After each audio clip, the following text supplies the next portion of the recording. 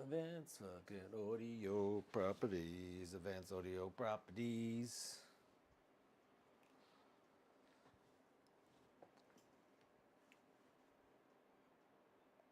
Cool. We're on. We're live. We're in the house.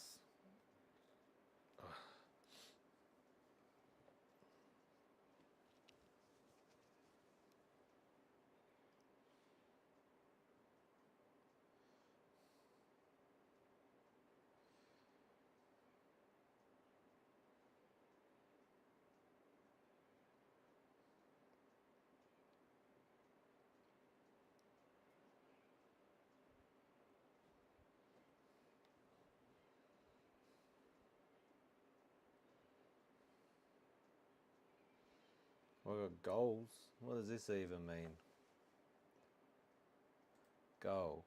Make Super Chat more fun with a goal. Set a goal to engage with your audience and you. Once you reach your goal, celebrate with your community. Pick a goal. Choose the Super Chat colours that count, teal and higher. Set a timer. Share how you'll celebrate. I don't think I'm at that one. We'll do a 3-hour goal, okay? Share how you'll celebrate. I don't even know.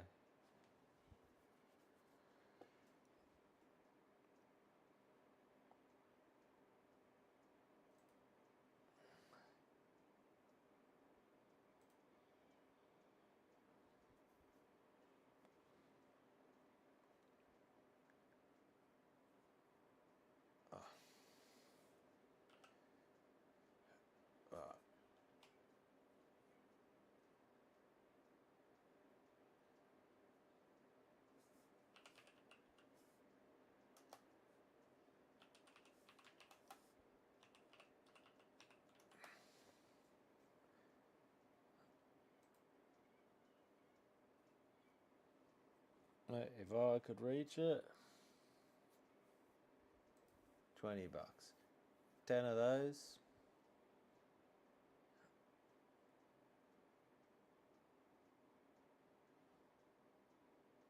Oh, anything of monetary. Oh. Your celebration shouldn't include anything of monetary value.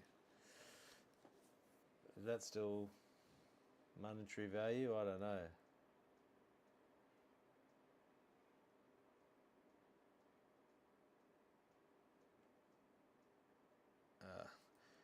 Well, it's not really on monetary value. I'm just saying online.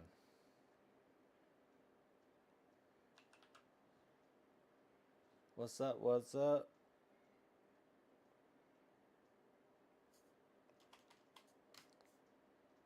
I won't say there.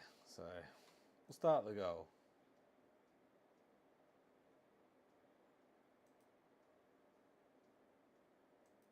Let's say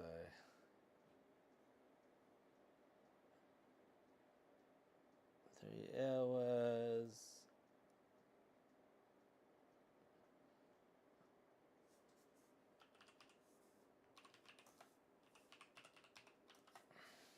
Start goal.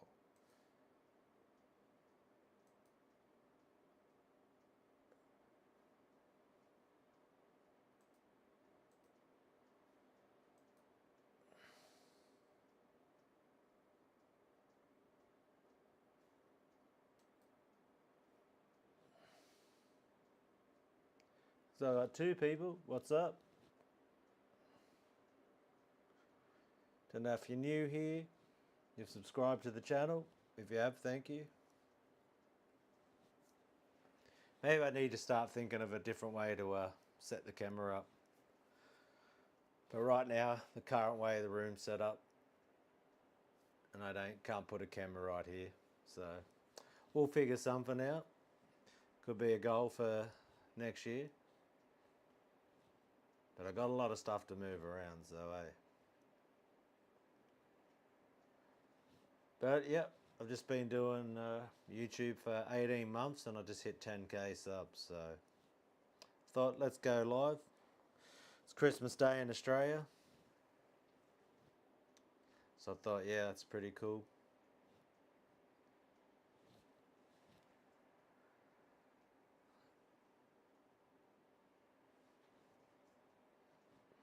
Might be too early for a lot of the American or other places in the world. We're in different time zones in Australia, so hey, maybe some Aussies will drop in, maybe some Americans are getting up early.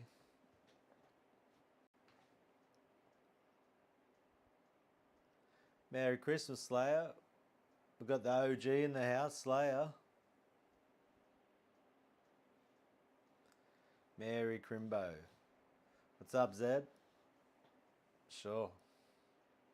Merry Christmas. I remember that, like, some people now, they reckon, like, this new world's, like, you got to say happy holidays or some stuff because people don't celebrate Christmas. And I'm like, Merry Christmas, Ruddy. Ruddy souls. And thanks, brother. Yeah, I'm stoked, eh? Well, I think, Slayer was here, I think, for my first 1,000. No, Slayer's been around. He's been watching me for a long time. Always jumps in on the lives, and yeah, it's been awesome. But yeah, I'm so old. We still say Merry Christmas, even though I'm not Christian. It's just that's what it's always been called. It was like a mix of like Santa, but there was always the Nativity. We know it's for Jesus' birthday, and you'd have like the three wise men and the little drummer boy and all that, the nativity scenes. Thanks, brother. Appreciate the sub, mate. But no, I liked it all. Like, I like all the Christmas carols. I remember all that growing up, you know?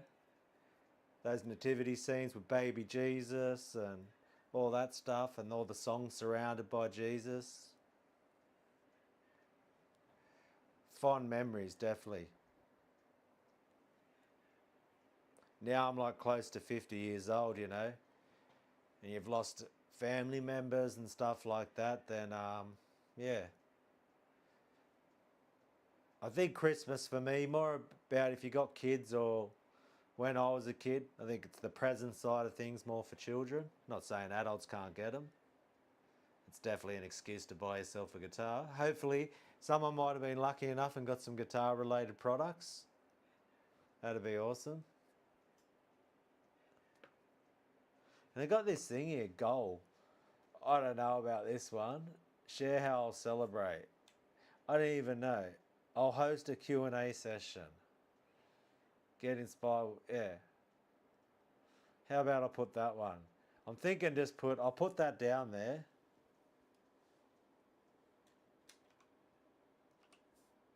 Oh. It's got this thing here. Why not give it a try, eh? Host. Q and A Q. It's got to be a capital for that one. Q. You can see how professional I am at typing. That's what the example. Start goal. Doesn't work.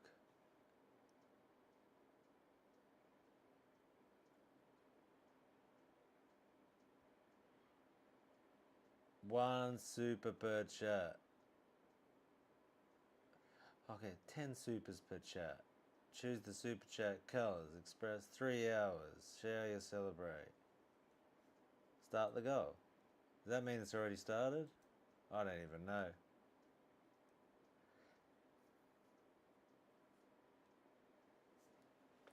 Hot days in cricket, eh?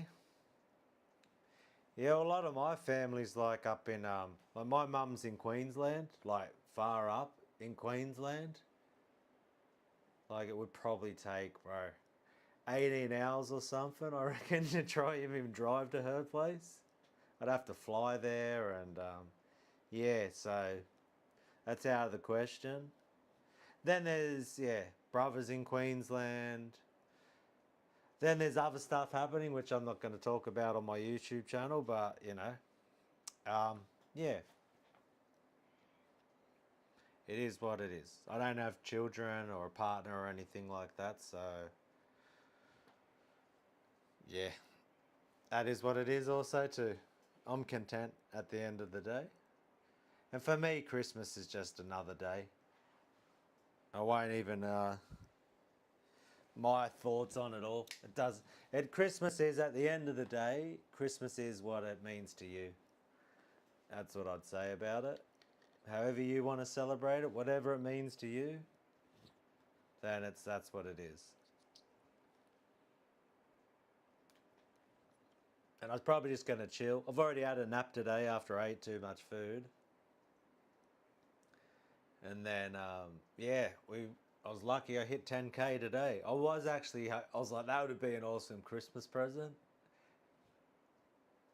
And that's literally the only present I've got. So I'm at that stage, like when you get to my age, literally you don't get presents off anyone. But that's all right. I don't mind. I'm blessed and lucky enough for everything I've got. I'm thankful, and that's more than present enough for me to get to 10K, which I think it's a pretty decent milestone for a channel that's only been going for 18 months, doing what I'm doing, which is this guitar-based content. Slayer's been here since the beginning, and it's been crazy. Remember the first 1,000, I was like, what's happening? Do I even deserve this? I'm definitely humbled and thankful, but I think this 10K, I'm actually a little bit proud of myself too, because of the amount of work I have put into this channel. I've literally given up every single weekend for the last 18 months to achieve this goal, and it did become a goal. I was like, okay, I want to grow this channel.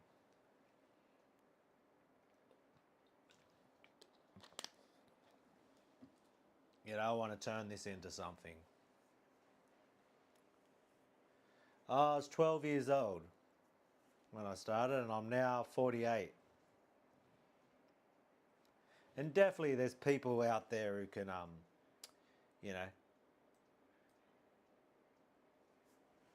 there's like kids out there who can shred harder than me for sure. But I definitely think I'm competent enough. There's certain things I do that become very natural, I would say.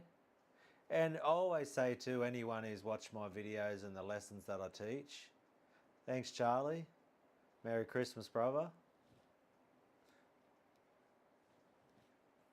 It's I'd say anyone who's like starting to play or wants to get a bit better, I think with what I've shown you and some simple, not even simple, just dedicated practice routines and actually having that desire, you could easily achieve what I can do on guitar is 100% achievable, I'd say, for anybody.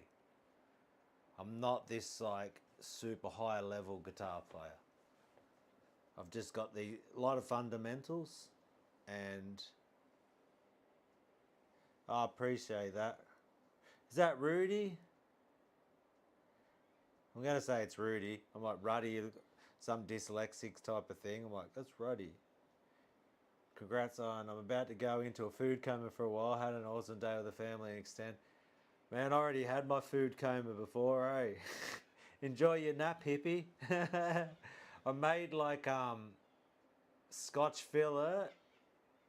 I got scotch fillets and like eggs. They're like a breakfast. I was steak and egg. I was going to put cheese, but like they were big jumbo size tortillas. So I made scotch fillet and egg burritos and had two of them. And they were like jumbo size, like the size of a dinner plate tortilla. Man. And I reckon about freaking 2-3 hours after that, I was gone. Oh, Ruddy. There you go. I'm like, I don't know. Ruddy. Is that like it's short for something, eh? And the fact you're saying, nah, first time mate means you're an Aussie. Ruddy. Like your last name's something, Rudd.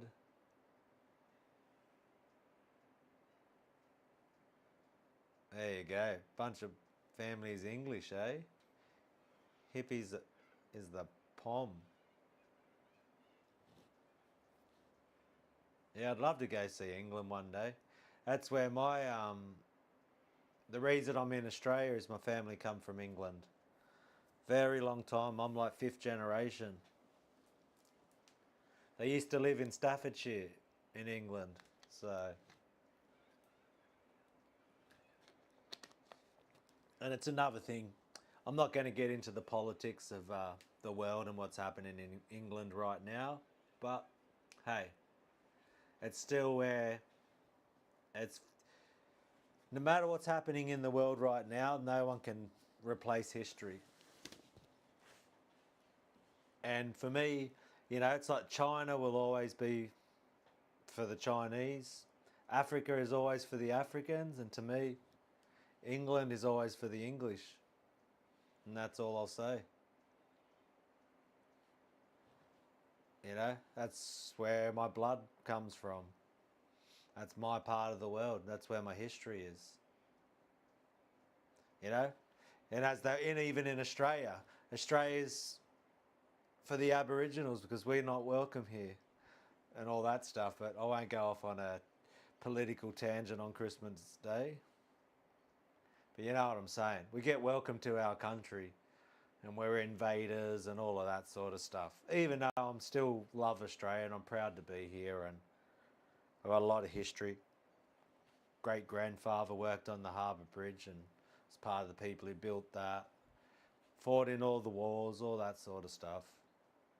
I've got families been in Australia for over 220 years. That's how long my blood goes back in Australia, 220 years. So I'm definitely Australian, but I'm definitely fascinated by the English-Scottish side of my history. And just for that very reason,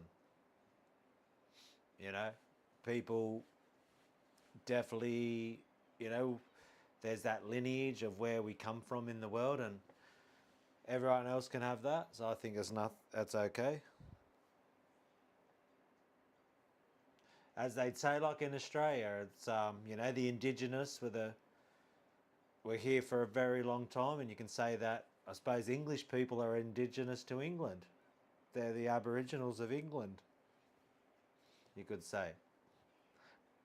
And it wouldn't look anything like when my family left England, but I still maybe it's like a fairy tale fantasy. I still feel that I would feel a connection to that part of the world.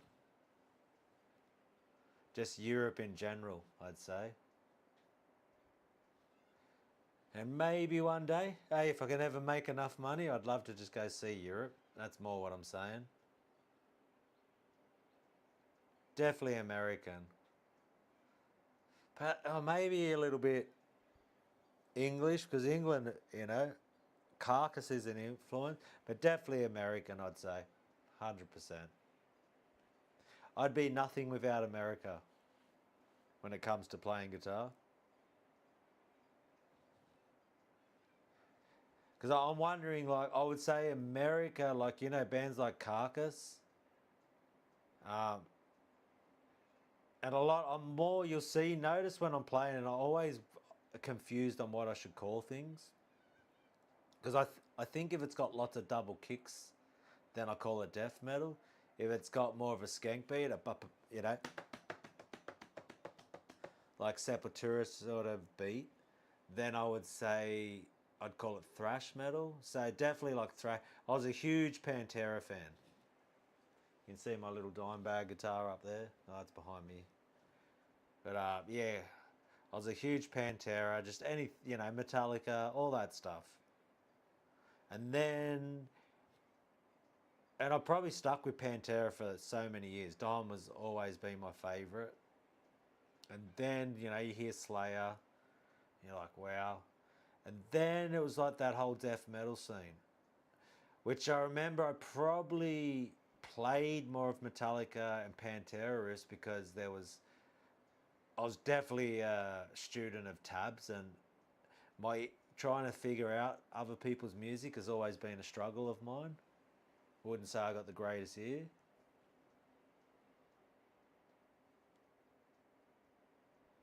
All those old rack lights. Yeah, I am actually. Yeah.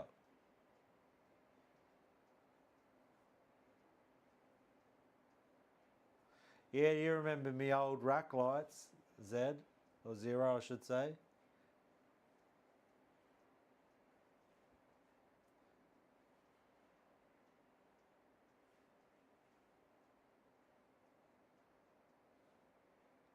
But yeah, that's what they're all from. I've just stuck them all behind the snakes around here, up behind the amps. Exactly, yeah, that's what it's from, all my racks. Because I couldn't fit, because I got 3 quad boxes, I couldn't fit all that racks. And then I went for a whole, I know why, it was just, to me, it had been done so many times. There was so many backdrops of, and also too, I needed actually a desk setup. Was my biggest, like when I was just having my amps, the racks really worked really good. But when I started needed somewhere to focus, like sit at a desk to make videos, to um, record music, all that type of stuff, and have like a workstation with 2 screens. That's when I needed to switch it up and get away from the rack, because I was even using a rack for the desk, but just the height wasn't good. So this one, I just went to IKEA, and this is literally 2 IKEA drawers with an IKEA bench top that's made for a kitchen. It's called an IKEA hack, this desk. And what I've had to do, because I've got monitors and all this gear on it, I've had to enforce it. So that's why I've got this panel at the back, which covers all my cables. It's made the desk a little bit more shallow. And that was more the reason with because yeah, and then I got I couldn't fit all these quad boxes, because I got 3 quads here, and you're trying to fit all them under a rack. And I thought, that looks cool having, I've got the MI with the MI, I got the Randall with the Randall. I've got the EVH EL34 with a Marshall cab, so that sort of got that British aesthetic because it's the gold EL34. Yeah, and that was my main focus with this setup, was to have a workstation where I could actually yeah, thanks for that. Yeah, I did definitely. That was when I set this up, man, that was a tough year. I actually, to buy all these monitors and all that, like I was paying stuff off to set this up the way it looks with the desk. And that was one Christmas, and I actually because I started renting this place, and I actually splurged a little bit too much, to the point where I had to borrow $1,000 to get through Christmas, that time of the year, because I was actually working casual, in just labouring, and I had no holiday pay, and I think I had, I had to pay my rent and everything, and I think I literally had probably about $1,200 to my name. I went a bit too crazy with setting this up, because buying all new monitors and screens and all of this, like I had to pay off the screens, paid for the 2 Yamaha monitors. This desk, still, even that was expensive to set up. Yeah, and I thought, it's very different. Most people with heavy metal do everything black, and that was always me. And I thought, you know what, let's go the complete white, because I was definitely influenced by gaming setups. I remember seeing all these clean white gaming setups, and I was like, and then someone, a family member, was doing this whole. I remember he built a white computer, and he had this room set up with all this white aesthetic. I was like, that looks just. I like this look. It's fully white look. Probably not very death metal and all of that, but hey, I'll make up for it with I got some new shirts. That was my Christmas present too. A new Cannibal Corpse. Get all my flaky skin off. Yeah, I think you can see that. New Butchered at Birth shirt with the old school. So I was definitely very happy, and this Christmas I can say, yeah, It's last holidays were paid. I'm on paid holidays now. I end up getting a permanent job with paid holidays and all of that. So it's been, this is and with the way the channel's going and Patreon subscriptions and everything that's happening, it's just been amazing. And to hit 10k subscribers, wow, that's just it's crazy. I got one more, 10,003. Whoop whoop. And now I even get like these little fireworks things when you refresh it, because it's like even YouTube saying it's a big deal to hit 10k. I dropped a couple. If you want to check out some of the tracks, so I get really excited when I'm recording music. This live, I'm not even gonna start riffing out or anything like that. It's just going to be a hang. And we probably could, maybe, but I will just keep it like this. One day I want to bring some people on a live chat with me. Reach out in me if you ever want to come on like a live with me and we can shoot the shit together and talk and keep it PG, all of that. Yeah, I'm just gonna chill. I've been putting in so much work to writing this EP. Like the last 3 days, I've pretty much written 4 songs in 3 days. I've been going crazy on it and revising. You can hear what I've released 3 of them without vocals.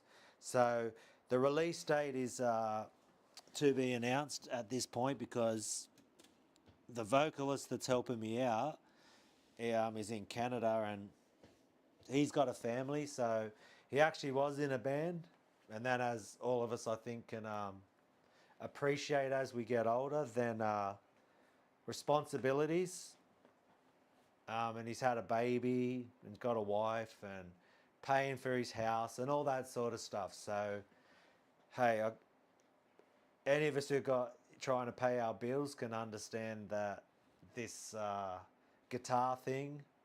I know, eh? I just went fully, Shaolin monk style, just get rid of everything. Had the beard and shaved everything off yesterday. It looks a lot neater, I think. Easy to look after, eh? Shave the head. Why not? You get to see my big ears, but hey, it's all the better. Without these big ears, I wouldn't be able to hear the tone so well. So, it's all good. That's how I hear like all those little frequencies. But yeah, I was thinking about growing it, but man, trying to grow long hair on an old man is just not for me anymore. And the beard, I don't mind the beard coming out. And I also have this skin condition called psoriasis. So that's a lot of the time. That's been another thing with doing this channel. Like I've got a genetic skin disorder where if you know what psoriasis is, and I get it on my face, and it's all like red spots and sores on me and all sorts of stuff. It's a pain condition. It's like bad eczema type of thing, but it's a genetic skin condition. And I know for years I was always very self-conscious of that. And to put yourself out there in public on YouTube, beard's always, the long hair on top looks weird, and I've still got a fair bit of hair. Like I'm not going bald or anything, but it's just pain, man, to try and do your hair and style it and get fancy haircuts. Bugger that crap. I ain't got time for none of that. But beard's tight. But I get the really flaky skin under my beard. So that was just shaving that, getting some sun, getting able to put some cream on my face like a moisturiser. I'm always flaking skin everywhere. But yeah, that was like a big thing for years. I think as you get older, what you look like becomes less and less. When you're younger, what you look like can mess with your head. But then when you get older, you're like, well, I'm getting old now, who cares anyway? But it's still like can mess with me. It's like that thing I do with my mouth when I play. Like I open my mouth and I start moving, I'm moving my jaw. because I'm concentrating, and for some weird thing my mouth starts to move. Thanks, brother. If you see me in real person, I think the camera makes me look a bit younger, and I'm from a distance, so that's all right. But yeah, I know. Like I get these sores here. I've been trying to get a bit of sun's really good for it, but yeah, I'm looking okay for someone who's about to turn. I'll say in 2 months I'll be 49, so I'm only a year away from being 50 years old. So I think I'm doing all right for someone who's 50 or close to 50.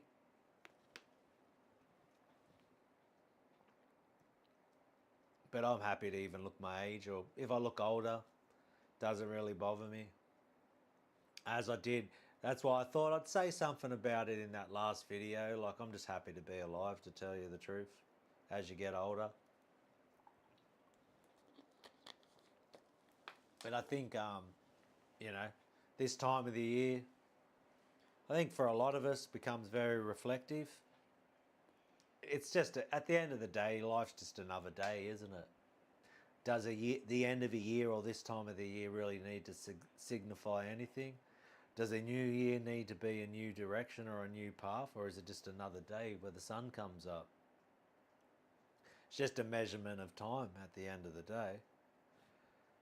But yeah, what is it? It is what it is. And I just take each day. The sun's going down now, and hopefully I'll be here when the sun rises tomorrow. And as everything comes and goes, everything will pass. I'm getting like that as I get older. That's the weirdest thing. Very reflective on just life in general. Yeah, very precious, you know, because if anything, Christmas makes me remember my grandparents. And yeah, just when you're a kid and having those times, and I think it's a beautiful time when if you're lucky enough to have the childhood I had in Australia. It was, yeah, I'm very grateful and thankful for that. You know, we had an in-ground swimming pool, and it was just awesome, man. Couldn't have asked for a better time. You know, it was my mum who got me my first guitar, and my first tab book I got, and I didn't even ask for this, was so I just started playing guitar, and my mum got me Seasons in the Abyss on tab book. Just went to the guitar shop, and it's like, must have said, what, you know, my son started playing guitar, what would he, I don't know how she figured it out. I didn't ask for Slayer. She didn't even know what I wasn't even listening to Slayer. And she's like, oh, here, Merry Christmas. So I got the guitar and a Slayer book, and I was just like, oh, there we go. And then she drove me down to, because I'm in New South Wales, and in Sydney there was this only one record store called Utopia. And I could go on a whole thing about how hard it was for us to get music when I was a kid. There was one radio program called Triple J 3 Hours of Power on Friday night from midnight to 3 a.m. in the morning. Was the only time metal was ever played on the radio, and the only way you could ever hear it. And so listening to that, and then my mum drove me down to Sydney, and I'm in Western Sydney, so it's a fair drive, and she bought me Cannibal Corpse, Butchered at Birth. So I was like, you know, I just want to, can you take me down to Utopia? And she bought me that, Butchered at Birth. And that was when I was a kid. And then, like, you know, I used to do chores, and I got money, and that's when I used to catch trains there, and that's when I got Deicide Legion, Deicide, sorry, the first tape. And then I got Rika Putrefaction. Still, I have to grab them here. For a certain nameless person, if you've spoke to me personally, you'll know this guy tries to say that, yeah, I'm just a poser and I've never listened to this music and yada yada. Well,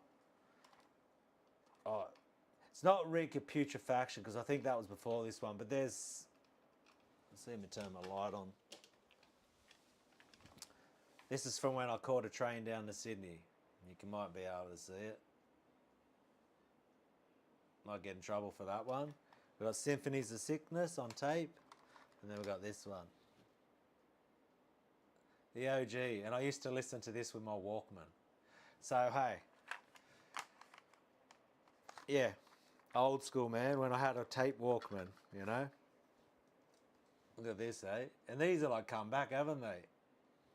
OG, Earache.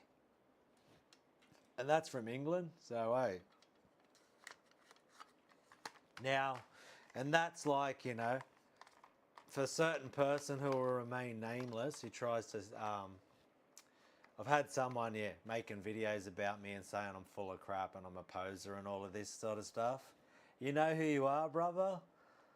And, you know, you don't have Symphonies of Sickness and First Deicide album on cassette tape if you haven't been into this stuff since you were a kid. So, mate, you can talk all the crap you want, brother, just because I couldn't play it. Like, it was going, like, it went over my head.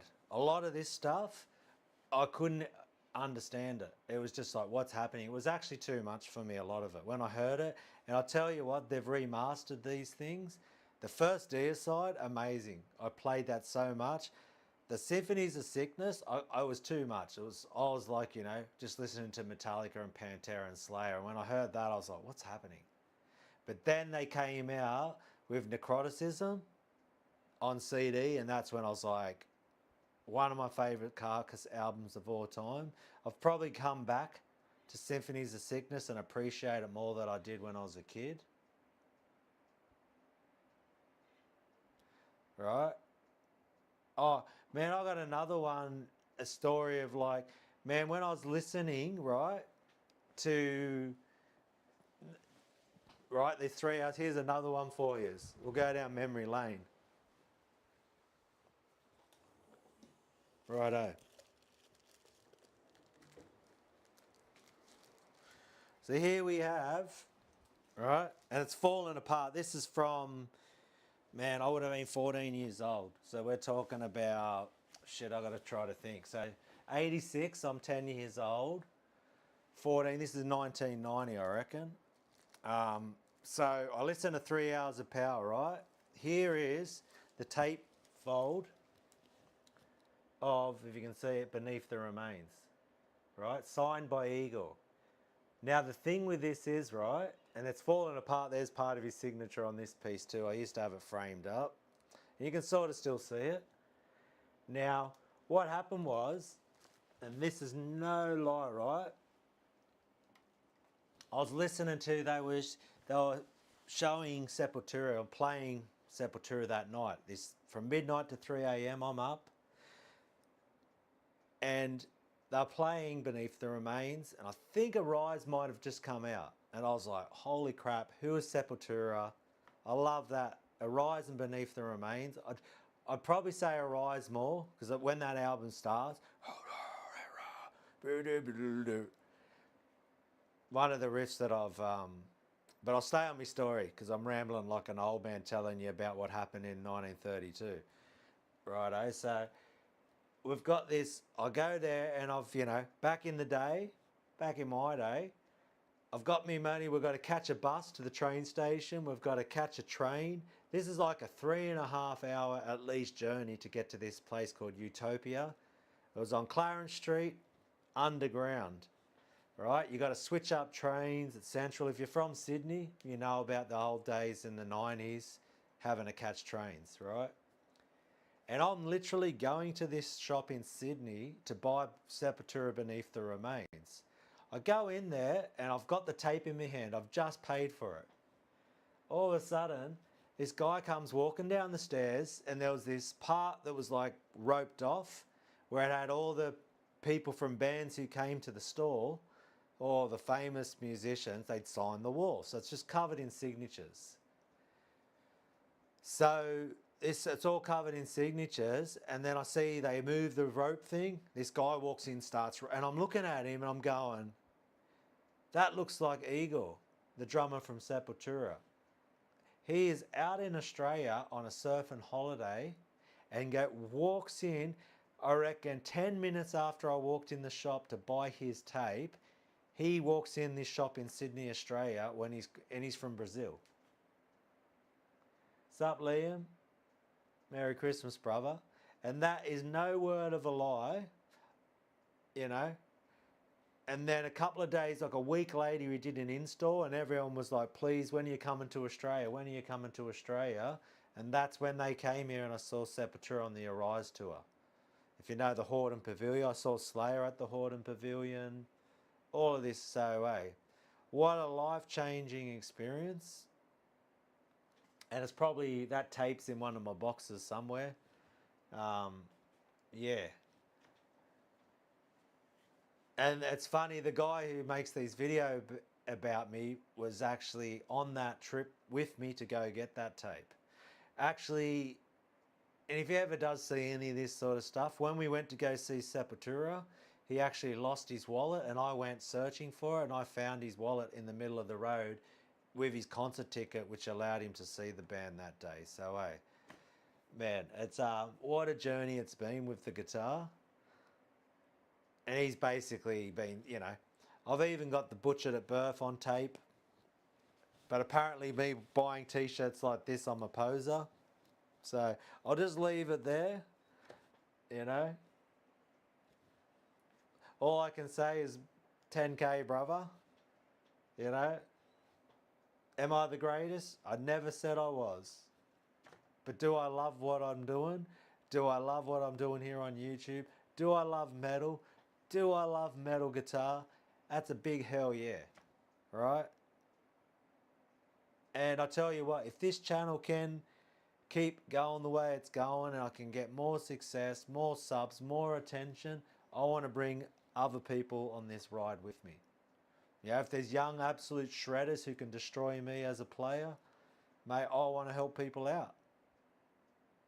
You know? I want to give other people a voice. What's going on here? Oh. Did I lose my stream?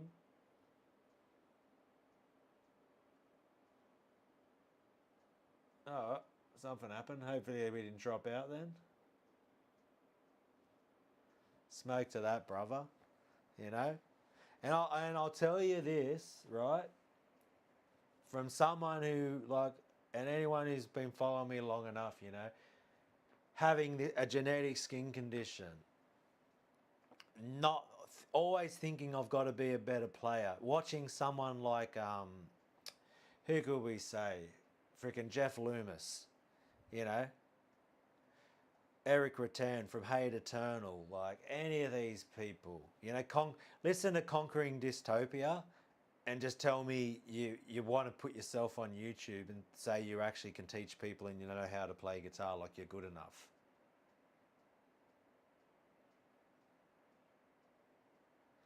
Yeah, well, I've been accused by that by someone I grew up with who reckons I'm all just full of crap, and yeah, but I will still wish him nothing but the best, you know. And it's the sad, I think why it's bothered me and why I even talk about it so much is this guy, 100%, he was the friend, right? So, you know, I was saying you got that 3 hours that you listen the music to. Now, if it wasn't for this guy, then I wouldn't have got influenced by the things I got influenced by. He was the one who was playing this stuff like at a way higher level than me. He was always a better guitar player than me. And he showed me things. He showed me stuff on the guitar. He made me think about the guitar differently. He showed me bands that I wouldn't got exposed to. He's one of those searchers. Like, I'm a lazy... When it comes to, like, you know, searching for music and all of that, I'm a pretty lazy person, you know? But there's just, he had a massive influence on me, this guy. And paths go whichever way they go, and, you know, he doesn't have things favourable to say about me, but that's fine. But I'm not going to use this platform to disparage him or to talk crap, because that's not what this is about.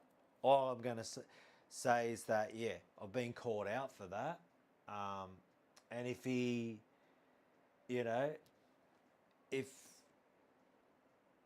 he's got his right to voice his opinion and he can have it, but Hey, 10K subs, the support that I've got, and people asking. This literally all started this YouTube channel because if anyone has been with me through Facebook, yeah, we were friends for a long time, but then things happened. Just say that. And I don't want to speak about it on here because, yeah, I put it this way: I don't feel I didn't do anything wrong. Things go the way they go because people make life choices. I'll just say that, you know.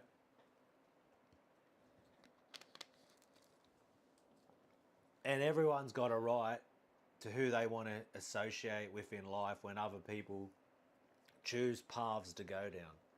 I'll just say it as diplomatically like a politician as I can. That's what the issue was. Some people decide to go down paths that I don't want to go down, and therefore that we have to go down our separate roads, and life will lead us where it leads us. And that's all there is to it. And this person, for that decision I made to go my separate way from this group, 25 years later, he still holds a grudge about that. And that's pretty much what it is. And I think you can figure out what I'm saying, you know, what choices people make in West Sydney. When you're listening to heavy metal, and that's, yeah, you can take from that what you will. So, hey, people choose their paths, then, hey, they can choose their path. And he was a absolute, and I'll be ever for grateful, because that's something I've definitely done as I've gotten older, is whether it's family or people I've grown up with, all of that. Am I a perfect person? Was I always a reasonable person? Do I have regrets of how I've treated people? 100%. I don't know any human alive that through their 20s or 30s didn't make some questionable decisions that you weren't, you know, a nice person to be around. You know, I can be an asshole for sure. I've been an asshole. But one thing I've also noticed being 48 years old is that I don't have to say I'm sorry for the rest of my life. I get to move on, I get to evolve and change as a person and move on with my life, you know, and take stock of who I was. I apologise to those who I've wronged. They can either accept that or not. If you want to hold a grudge, keep holding a grudge. Put it this way, I didn't steal from anyone. I didn't do anything bad like that. Like I said, I could have been just, you know, like any young person, anything like that. A bit rude, a bit selfish, all of that sort of stuff. You know, didn't really appreciate people, that bit stubborn, all of those type of things. But you're young, you know. And like I said, man, if people need me to be that person I was when I was 20 something years old, and that's who they think I am now, then hey, have that. That's fine. But it is what it is, and hey, more power and blessings to everybody, because I ain't that person anymore. And back to this, you know, what the channel is all about and why this started was the journey of, yeah, why this even began, why I even decided to teach guitar. When, as this person I've just mentioned would point out, I'm not the greatest player that's ever played guitar. The thing was, there are people that, for whatever reason, the way I play, and this all started on Facebook. This will be 5 years ago now when I started posting videos on Facebook, all centered around this gear. So I'd say my love for tones and my love even again for more extreme music was through the gear world. I met some people. I met a pedal builder, and he's pretty infamous, Lone Wolf Audio, which he goes down by Void Manufacturing, Joseph Anastasio. If you've ever been in heavy metal amps and pedals. Now this guy, hey, is he offensive? 100%. Does he care? No, he doesn't. He's just one of those, like, really honest, but he's passionate. This dude is like a genius, right? He loves winding people up. He doesn't censor himself for anybody, and I do like that about him. But this guy, like, he's just created like this synth rack gear, like this. He designs electronics, like, and he can repair things that I wouldn't even know where to start. This guy is like next level genius when it comes to electronics, right?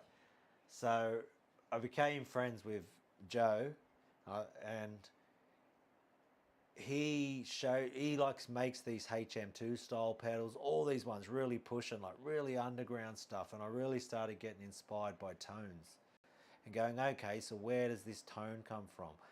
And that led me down this gear tone rabbit hole. And anyone would say that, you know, a big part of my channel success, I would say, is the tones that I bring to YouTube. You know, being able to have a good guitar sound that isn't just recorded with your phone, taking care.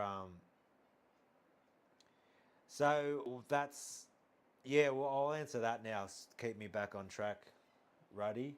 So that's where this whole teaching started. Yeah, I did. I was teaching people for free through Facebook. That's where this whole Facebook thing comes from, and the story of that. So I was in this Facebook group, and there was a guy who started that group, uh, Joe Sansalone. And if you're out there, Joe, I hope you're doing well, because he ended up walking away from that. And so I was posting videos in heavy metal amps and pedals. And if you've ever been on Facebook, a lot of stuff went down. Like, Facebook is just like it's something, eh? What it turned into, right? So your Zero's from Facebook days, yeah. He remembers that's all the lights and stuff, right? Can you give a shout to my grandma, Jocelyn D. Schnutz, is it? You bugger. Is that Jocelyn D's? Hey, I see what you're doing there. That's pretty. You nearly got me. Jocelyn D. Snuts. Am I Jocelyn D's? Fucking term. Bloody, that was a good one. You nearly got me. That was like some Walmart freaking intercom shit. Okay. That must be how your grandmother had so many children, because she was good at Jocelyn D's nuts. So anyway, fucking hell. So yeah, back to the fucking story, right? We got Zero. Ruddy was talking about. You fucking nearly got me there, brother. I spelled it out, but like each letter. Fucking hell, cunt. Anyway, so yeah, through Facebook, making these videos. And so I was making these vids, and then people start liking what I was playing and started reaching out to me going, oh, do you teach? Or they were getting back into guitar, and they're like, I like what you're doing. Can you give me some tips? Can you give me pointers? Would you give me some lessons? Like, and I said, yeah, no worries, man. So I just started teaching people. Anyone that reached out through Facebook for 4 years, I would teach you for free. I just get on a messenger video call and just go, yeah, this is what I do, bro. It's exact what I do on YouTube. I just go, look, mate, all I do is like a couple of patterns and shapes, and I tremolo pick, and I do this and I do that, and that's pretty much it. And they're like, oh, that's a simplified approach. Like, god damn, you get a lot of mileage out of that, your approach. Thanks for that term. You, yeah, so from that, and the craziest thing, so I was doing that for 4 years, making videos, getting better at my Angstduckzilla. I'm all, hey, I'm ready for the military. Look at me. Let's go. Hoorah! Righto. So, yeah, I'm going to enlist next year. The world needs me. So, yeah, I would do that. Like, anyone that reached out, yeah, no worries, mate. I'll hook you up. And so, and making those tone videos. So, Zero, he's probably saw it. Like, I started off... Oh, yeah, your setup's so clean. You clean up so well. I thought you were talking about my shaved head, brother. So it is pretty clean. I've got OCD. Well, that's another story. So, Yeah. So that's where it all started from. And the craziest story.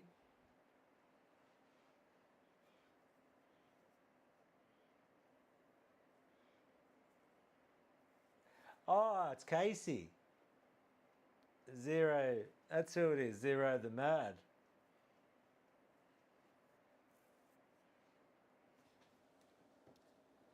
I didn't know your YouTube name.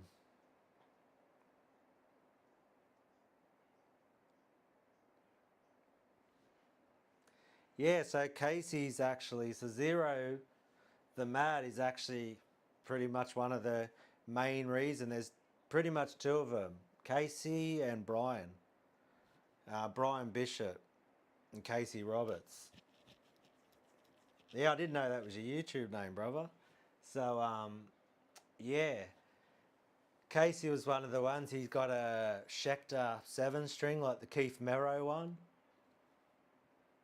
And I think he loves like Whitechapel and things like that, the old drop tune stuff. And he was one of the ones reaching out to me.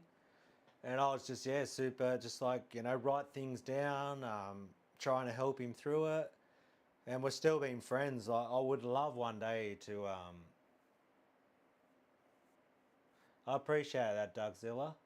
But it was through my Facebook days that's where I learned how to craft and hone my skill video making. So yeah, I've like, I'd say, that I could have spent 5 years trying to do what I do on YouTube and create this content the way I create it. And really what it was my approach to YouTube and how I teach.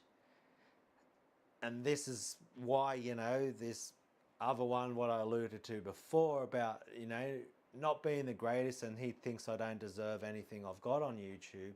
He doesn't know the Facebook journey where I've created friendships with people and created this helping people. And so basically when I create a video, it's like I'm teaching Casey. It was like I'm teaching Brian. And Brian, one of my early students or just early friends that I helped out, I wouldn't even call him a student. And I'd love to go see Casey and Brian one day, if I can ever get enough money and travel to the States, was that he is now in a band called Against the Rain, and he's about to go support Max and Igor Cavalera on they're touring through New York. He's from New York. His band, Brian he's ex-military, and he was getting back into guitar. It was a love that he had, and I really think guitar and music is good therapy for we can talk about that a lot, but I think it's really good for your mental health. Just even if you can play at a basic level, and just even listening and enjoying music it's a beautiful thing. It's really good for your mental health. So it was through these experiences that then it was talking with Brian that it was, and then I kept trying to upload videos to him and be like, but Facebook Messenger has like a file size limit when it comes to videos. And so then I was like, you know what? I'll just make a video for you with some tabs and stuff. Here's a riff that I wrote. Here, you can learn this one, to give him like stuff to play and stuff to practice. And that's literally how this channel started. And then it's been an evolution since then. It's just been a slow, gradual, then it evolves as I've gone on. It's like I listen to my subscribers.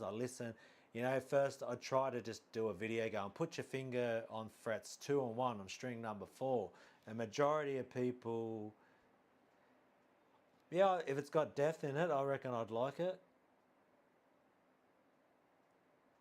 What's deathcore like? I'm really bad with all the genre specific stuff, and I don't know a lot of bands. I'm very lazy. I'm not someone who searches out lots of bands, but I'm sure I would if it's got heavy drums, heavy guitars. I like Parkway Drive. It mightn't be cool enough if you're into Cannibal Corpse and stuff, but good Aussie band. I think more early Parkway. But even the newer stuff is fun music. All right, Whitechapel. Never really listened much to them. As Blood Runs Black, Whitechapel. I reckon I'd like them. If they got some cool riffs, then I'd like it. I don't really search it out. I'm very much like an old man listening to. Who I've got my classic bands. I'm just like an old person listening to Cannibal Corpse and Carcass and just stuff like that. My OG bands. And then a lot of it, and I'm probably bad because I don't support the bands. A lot of where I hear a band and I'll just be like, through Spotify, you listen to one song of a band you know, and then it starts suggesting stuff. So I've been listening to like 200 Stab Wounds. I think they're pretty cool. I like a bit of Behemoth. Always go back to Carcass. Cannibal Corpse, I just binged the hell out of Cannibal Corpse. Just amazing. Yeah, some old school stuff. Sepultura. But yeah, like, I swear I went on such a Cannibal Corpse. Oh, then I started getting into Nile a lot. When the new album came out, I was like, Nile. Started listening to like Suffocation. Okay, I'll check it out, man. As Blood Runs Black. I'll check it out, Duckzilla. As Blood Runs Black. I'd play it now, but you get in trouble on YouTube. So I like it. I tell you what, I love any guitar-based music. I can listen to almost anything. If it's got guitars in it. Another thing I listen to that's not got nothing to do with metal is traditional Japanese music played on a stringed instrument called a koto. So when I want to chill out, and when I was going through a bit of a rough patch, I needed, when I was started doing meditation, I started listening to traditional Japanese music. And so that's, yeah. And listening to, there's a Master Shihong Li, is a Shaolin monk from Germany. Started listening to a lot of his stuff on philosophy and doing meditation and stuff, which really helped me. From a podcast on the, it's called Mulligan Brothers. So, yeah, if you want to have like a look at life with a different perspective, then I'd suggest go Mulligan Brothers on Spotify and Master Shi Hong Lee.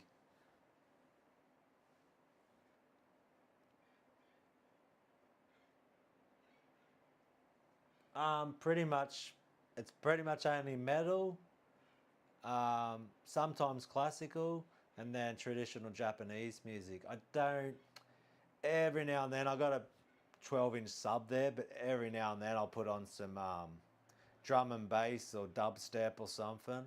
Very rarely. The only other genres, thanks Trevor.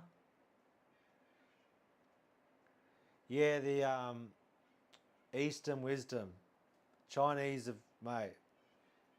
They're they're very interesting culture, and they're very switched on. You know, there's a reason why 8-year-old Chinese kids can out-shred me. I'm sort of thinking, is it culture or just genetics? I think it's genetics a lot. They're just amazing. But they're, you know. Thanks, Brockar. Merry Christmas, brother. Yeah, I've heard Alan. Which one's Alan Watts from? Oh, yeah. Yeah, I do. I've listened to him, yes. He's a philosopher. I was thinking he was a guitar player for a sec then. Yeah. He's definitely a trip, man. Alan Watts is definitely an interesting philosopher. He, Slayer, take a look and let me know. Try some Psychobilly. Oh, Hemerson the Curse, amazing song. Righto. You'll have to message me. put it on one of my videos, so maybe I can come back and find the comments. I'll have to go through them. So yeah, I have listened to Alan Watts' philosophy. He's the one who got me questioning what is self. What is like almost what is reality and what is self? What is the perception of self? What is this construct that I've created for myself called Dunn or Shane Dunn? Who am I in this world? You know? What are my beliefs? What are my hang-ups? Where do I get my ideas on the world from? Type of thing. You know, what is right and wrong besides your own perception of what right and wrong is? My wrong might be someone else's right. It's Alan Watts is a trip, eh? He's almost like a riddle within a riddle. It's like loops on itself. But he's like looked at a lot of you know, Asian culture, from Chinese philosophies, Indian. India is another place with a lot of deep philosophies. Yeah. So, and he looks at all the religions. That's another thing, because I was very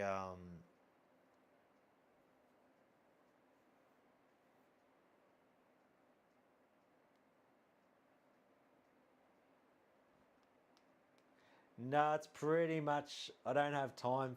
I used to love my video games and playing Call of Duty online. That was like, man, FPS, messing people up online. Team deathmatch. That was like one, and car racing online. So video games. But I literally I don't have enough time in the day to have any other hobbies. Because I work full time, and then I've, and yeah, all I've got is music. Guitar's always been my focus. I'm pretty much, I've given up pretty much watching movies and just binge watching Netflix. I cancelled that subscription and video games to grow this channel, because I literally would not have the time to put in what I've put in.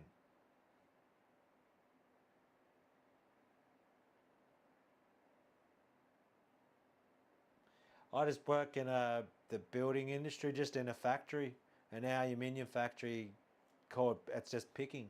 I pick building supplies for like contractors. So in the aluminium, it's the stuff that you use on the building industry for your doors, your windows, sort of stuff like that. And you put in an order, and I have to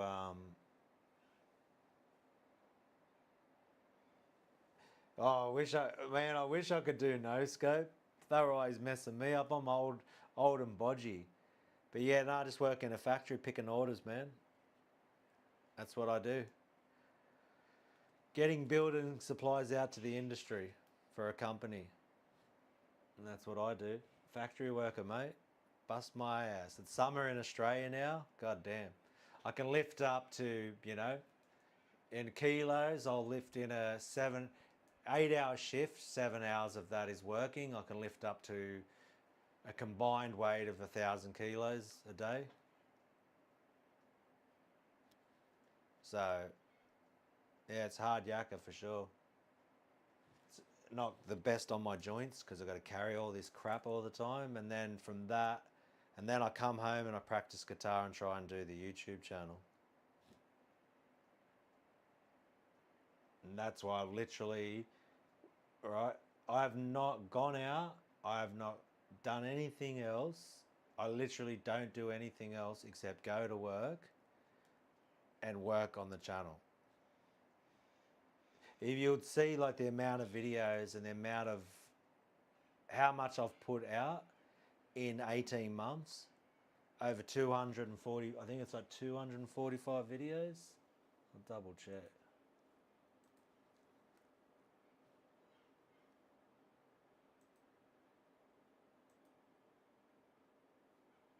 276 videos.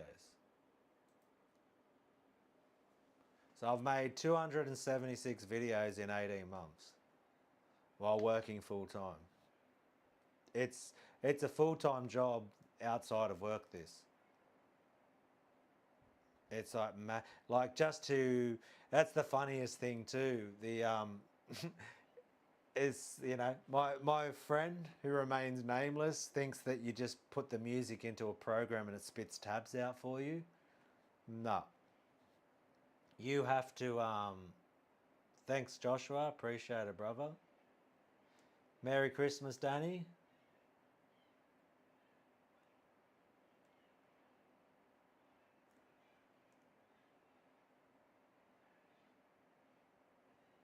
Merry Christmas, brother. I hope you're having a good holiday. But yeah, that's to create the tabs for each video, you have to understand all the musical notation, which at first, like I just play by ear when I can hear rhythms, but I don't know how to write it in sheet music.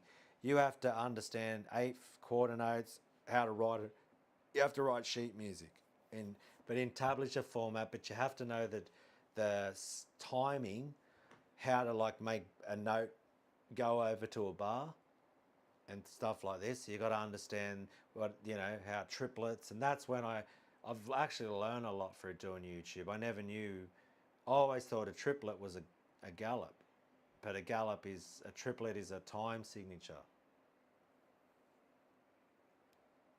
You know, I don't drink, I don't smoke, I don't take any drugs. I used to be a real big weed smoker for years, but yeah, I've been clean living for years now, and yeah, to make the tabs for the videos, I have to if you've used Guitar Pro, you have to do every single note that I play has to be tabbed out.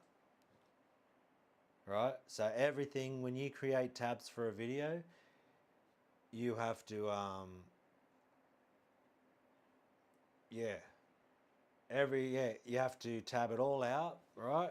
Then you have to screenshot record that. Then you have to, I also have to, I use Adobe Premiere Pro, which costs me $45 a month just for the software to make the videos I make for YouTube. Thanks to King of Swing. Vocals are coming, but I was excited to share it. Which one did you get to listen to? I was pretty happy with that. That was 3 days work. I wrote 3 songs in 3 days.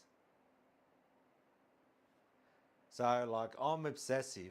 When I have a mission, I'm just like, I'll spend 8 hours straight just recording and messing. Then I'll come back to it. I'll wake up at like 2 in the morning and start working on stuff. Like, I'm very compulsive, like that way. But so yeah, with the channel and doing all of that, then you have to like use video editing software, and you gotta, and as I've done it more, you get more and more efficient. You get faster. I understand music notation. I've taught, in the last 18 months, I've learned manifestation. I like that one. That was the one that got this whole thing started. I sent it out to 2 people through my Discord. All right, no worries. War is my name.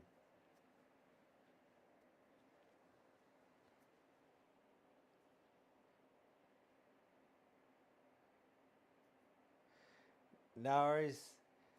Have a good rest, Casey. All the best, brother. Merry Christmas.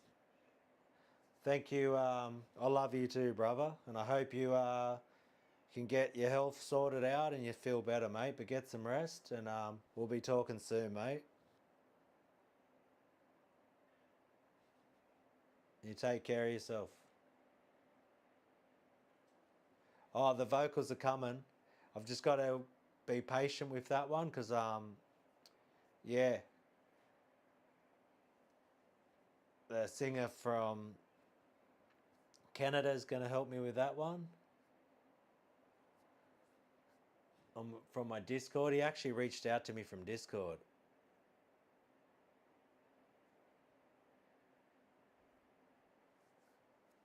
Oh, is that when you broke your string the other day?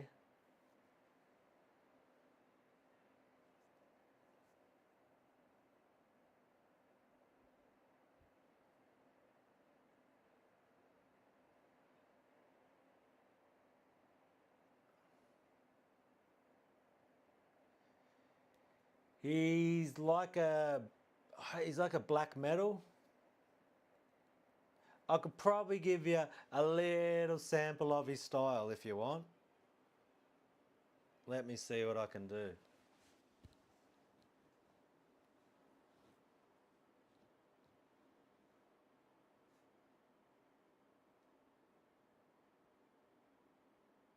No, it was actually no, not Jared Dines. It was actually through Facebook, friends through Facebook. That's why I decided to do the teaching angle, because I was teaching people for free through meeting them through Facebook from gear groups, and that's how it inspired me. Was my friends who I met mainly from America, so you can. This channel pretty much exists because of America, American guitar players and American music, and people were asking me to teach them. So it was friends through Facebook, particularly American friends. So thank you, America. You got, yeah, that's where it comes from.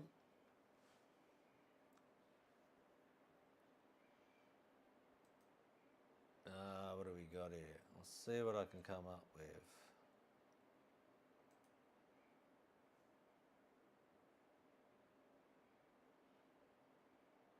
Where have I got it?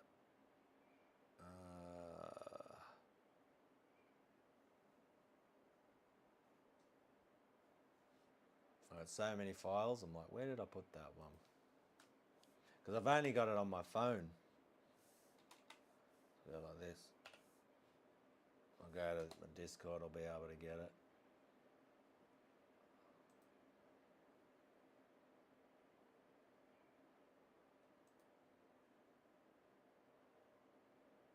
Okay. Yeah, we can play straight off there. Oh, it'll go. It'll be ready to play. Sweet. I'll mute out my vocals and I'll give you a little demo.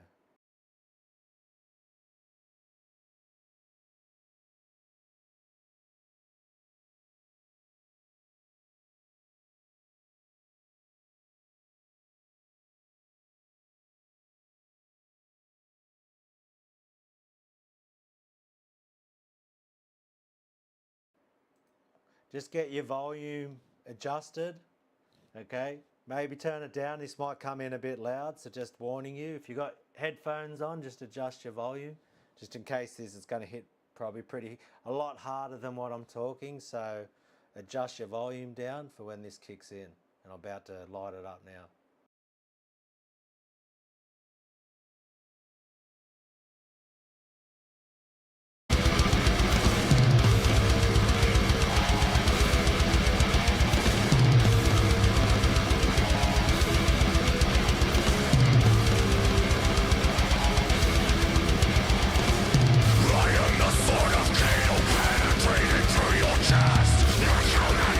Of your story, and my manifest. When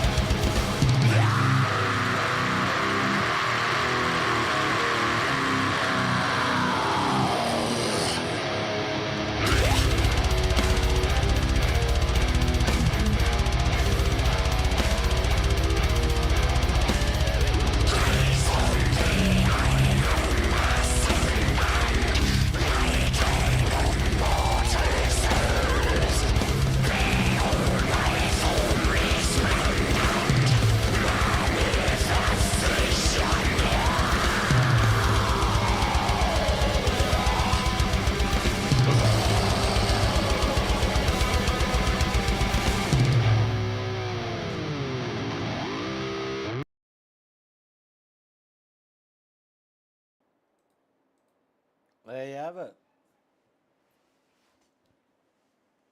Merry Christmas, String Dojo. Yeah, mate, when I heard that, so that manifestation was, I wrote that literally, what you heard then, I wrote that in 2 hours. Drums, bass, guitar, everything. That was 2 hours. Right? I there's a full length version what he's going to be lowering the tracks over. So if you go, I've got the backing track already on my channel. I just posted it today. No worries, King. It'll be happening, brother. We just got to take my time. I'm not rushing him because he works full time. He's got a wife and kid and all that sort of stuff. So the fact that he's working with me, he actually, from the channel, reached out to me. This is like one of the blessings of the channel, you know? Probably even more than 10K subs, the fact that someone like that has reached out to me.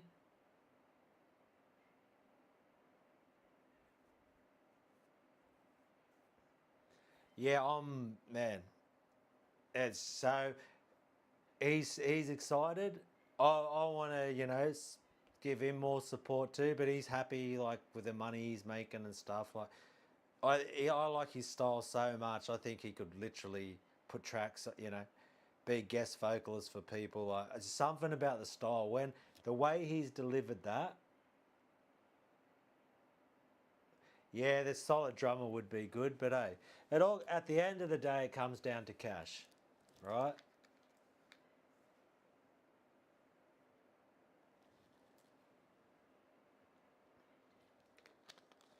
Everything in life, like to get someone. There are people out there because I'm using drum loops from Dirk Verbruin. I can't say his name. I think he's a Megadeth drummer.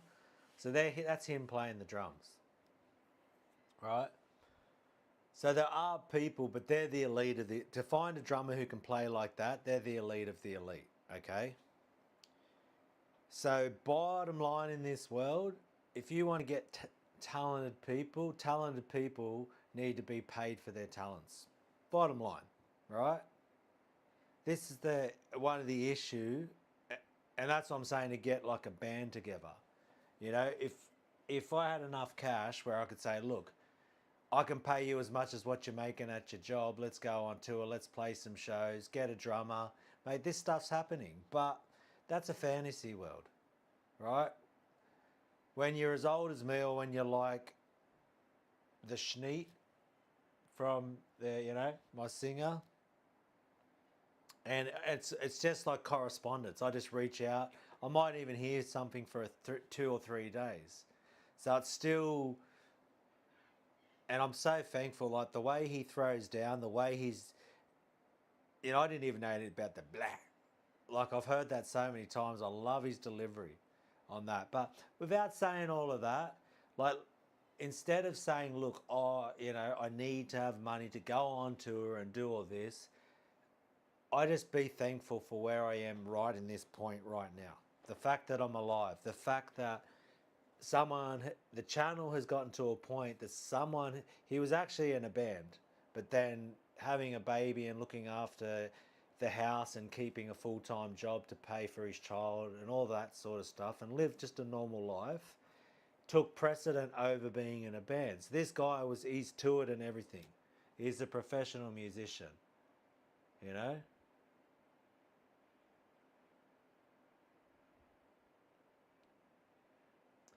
If you're either that or mate, it's not selling yourself short. It's like, where are you going to get people that committed, right? And in Australia, people that committed do not exist unless there's money involved. That's it.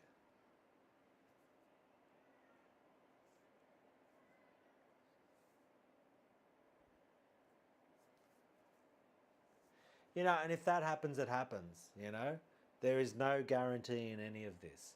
But people can come on this journey with me and understand that you know, it's not easy. Like at the end of the day, and it's true about it, right? Everything in this world comes down to cash.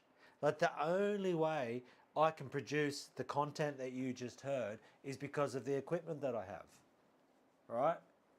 There are some people now literally living paycheck to paycheck just to pay for their rent. The cost of living right now for groceries and rent, depending on what city you're in, where you grew up, what job you have, all of these different types of things, that's literally your existence, right? So it's totally cool. Like that, it does come down to money, right? That's the way it is. Yeah, I'm doing everything. He's putting the vocals on himself. So I do all the drums, guitar, and bass, and that was him's vocal mix, and I think it was amazing.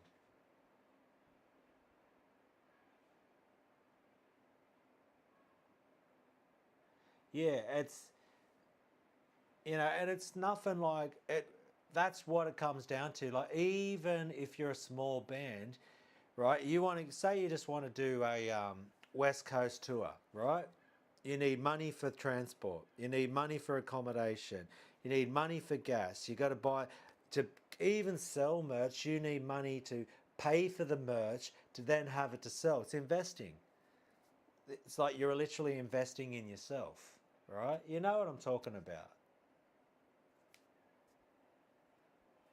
It's and that's just is what it is, man. You know. So, like I said, I don't need to. If one day, because I know what I'm talking about, man.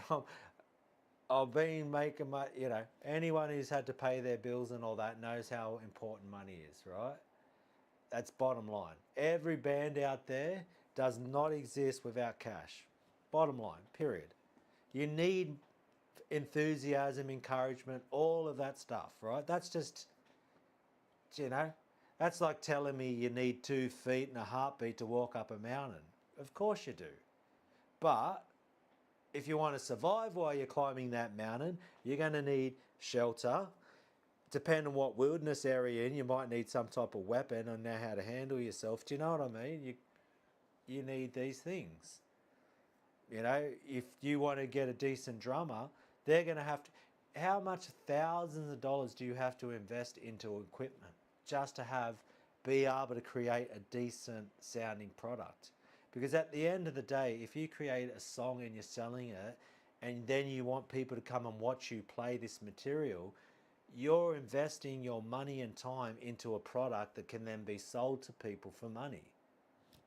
Like you don't, who's going to feed you while you're doing it? I don't have that type of money. Like, half of my wage goes on this roof over my head right now. Half of my weekly wage goes on the roof over my head. That's bottom line.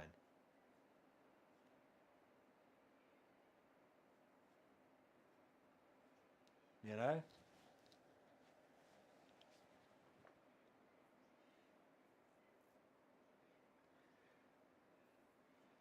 Like I said, at all touring unless there's label funding is a nightmare, dollars and cents. Yeah, Trevor knows.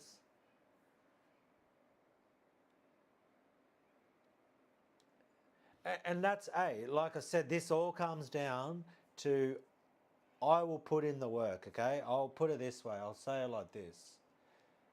With the setup I've got now, I'm motivated, and this is only growing. We've just hit, and I say we've just hit 10K subs, right? And it's only up, it's only going to be growth from here depending on the effort I'm willing to put in. I think you can tell by watching my channel and how I talk, how passionate I am, and how I play, how passionate I am about playing guitar, right? Um, and everyone has encouraged me to keep this journey going, and I'm so grateful and thankful. That's where I'd never had this belief in myself. I never thought I'm good enough. I just did it for fun. Guitar was just been like, to me, guitar playing has been like playing a video game. I never wanted to release albums or play live or anything like that. It's something I enjoy doing. I like tones. I like just riffing out. I like the whole looking at the gear and the nerdiness of it and just playing riffs and just mental health wise, I love playing guitar.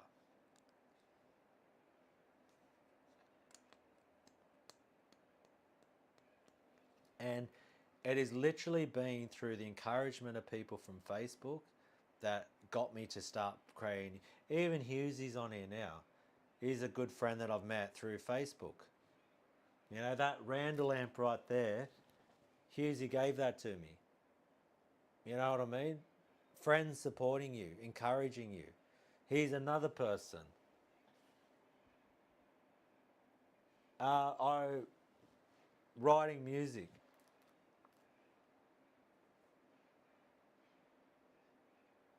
I appreciate that, brother.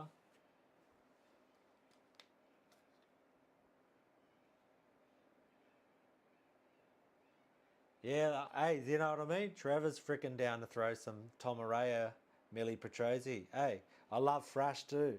I'm thinking I might have to keep it like separate projects because I'm so like crazy where I just want to.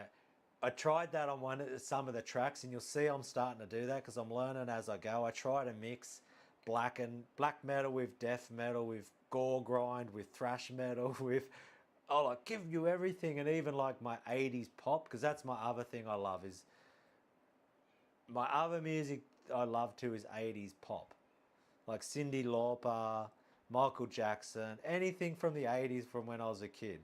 I just love the 80s, you know.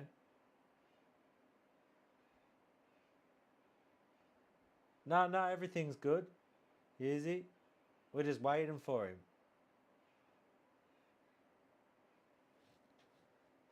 But Trevor's just saying that if I want to do a thrash one,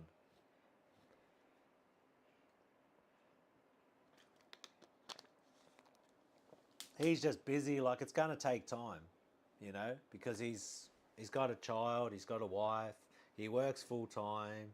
It's this time of the year where you got to go do all the family stuff, and he's busy. So you can't rush it. You just got to be patient, which I'm not the best at. I appreciate your support, Duckzilla, and that's why I literally. Thanks, Ruddy. Merry Christmas, brother. Yeah, I'm 48, Trevor. 48 years old. I'll be 49 in February. Born in 1976, mate. So the 80s has a massive, like, I love, like, Cyndi Lauper because of the Goonies. I don't know, like her. I like, there's a song called Electric Dreams. I like anything. We built this city.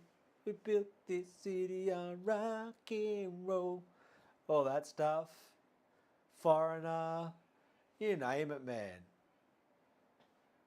What's that other bloody the small? What's that band called? I'm forgetting their freaking name. But anything from the 80s. A Journey. Don't stop believing. Don't stop believing.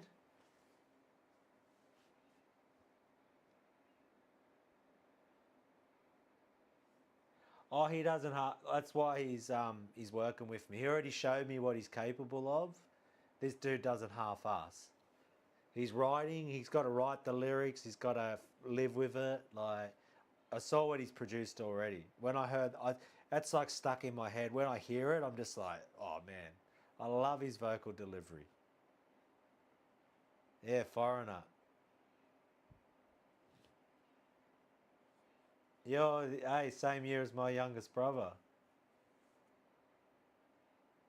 So yeah, Talking Heads, they're classic too, eh? When a day go by, oh, do, do, do, do, do. You have to put up my bodgy singing. Yeah, Prince, all that stuff from the 80s, man. Like Michael Jackson was huge.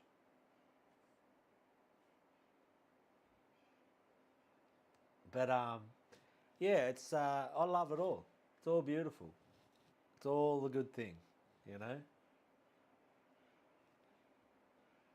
It's the weather now. Oh, 24 out there. Might be getting to a time where I can crack this bloody window open. Save myself some electricity. What's it like outside? Oh yeah. That's what time it is. You might be able to still hear me. You'll hear the crazy birds.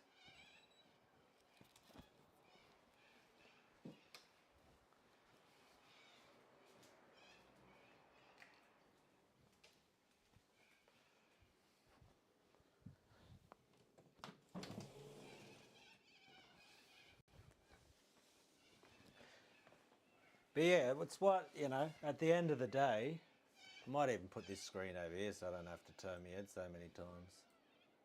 Righto. And then I could put my OBS over to this side if I really need to use it.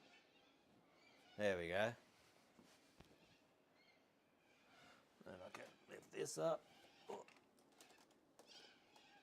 Like that for me old man.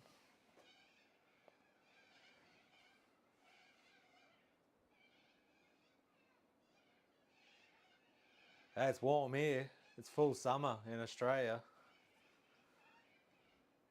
So, yeah. That's an easier way for me to bloody see the screen. But yeah, I'm just excited. At the end of the day, I'm literally excited for what the future holds. It was a day staying home with the kiddo. While the wife was at work, we got about 30 centimetres of snow here on the east coast of Canada. Yeah, so this, the singer I've got, and I'm bloody forget. The worst thing is, I've forgotten his bloody name. Frick, I'm hopeless. I'm going to have to talk to him again and go, look, mate, the schneet. Like, what's your name again, bro? Oh my God, I'm hopeless. I know his friend's name, Brian.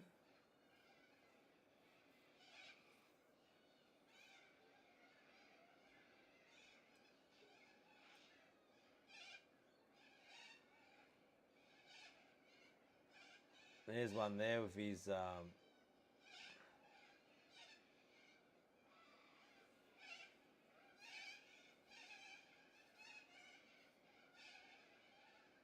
yes, that's a good I am. I'm going to have to say, bro, I forgot your name, mate. Thanks for your efforts, but yeah.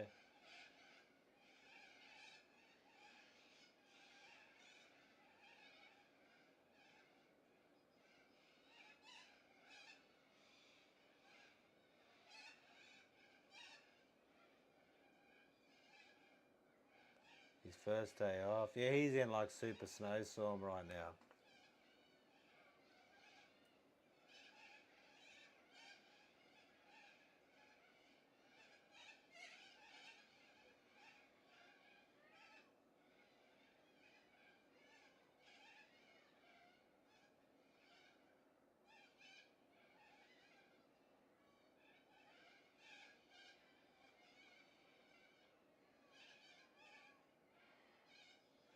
Yeah, so it was through his friend actually helped me too, through Discord. He'll be alright, I'm sure, with it. It's the Sneed anyway. The Schneet. And his other friend's spine rearranger. So he actually helped me. It's a spine rearranger. I was trying to see if I could find his name somewhere. Did I write it down anywhere? Like, far out, mate. What's your name again? My name is...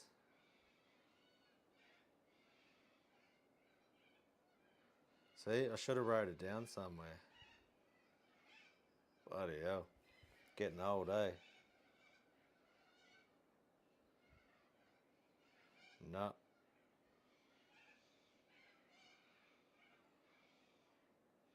Keep thinking Brian for some reason. It's stuck in my head, so it could be that. But yeah, so you know it's like Trevor, and he showed me a picture too, the snow that they got in Canada. Like I can remember he works in a psych ward, more than his name. But yeah, I'm excited for whatever their future brings and holds, and his delivery's awesome, and it shows you that as this channel grows, I get more exposure to find more people, and I've said like I'll pay you for if we sell things, I'll just go halves with you in anything we make off it. And he's like, I'm not doing it for money. He's actually watched the channel. He started learning guitar. And then he said, I just want to do it for the love of it. He wants a project. He likes the way I play guitar and the sounds and the riffs I come up with. And he was like, yep. And so you saw the demo. From that, he then created the track that you heard. And yeah, I just quickly wrote some riffs. I was like, I'm just going to write a riff. Was in a mind state. It was about that song's called Manifestation because it was all about your mindset and trying to manifest your own reality. And that's where the whole concept of this project started with the singer. I'll just say my vocalist. And yeah, from that, I don't know if you can hear all the crazy birds out there.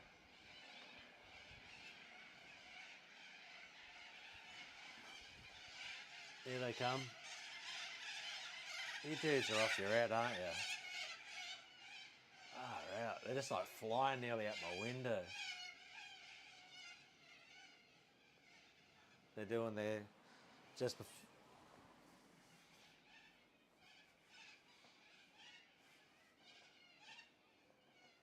And I'm just thankful. There is no I don't have to always be looking in the going, oh, if I don't go and play live, then I haven't made it. If I haven't sold a certain amount of copies, I haven't made. It's even like I'm so thankful I've hit 10K, but it's not like if I hadn't hit 10K, then I'm not going to keep making YouTube videos. Like, it's all about enjoying the process. If you don't enjoy this process, if you don't enjoy making videos for people and teaching and sharing your love for the guitar, there's 100,000 subscribers will not make this worth it, right? And that's half the problem with a lot of these bands, because when it is a money project, and even though I said money is important to get certain projects off the ground, but that is the main reason people are like, the only reason I'm doing this, or some people want to make it in the music industry, which means creating a career out of it, which I don't think people even understand what even making it means.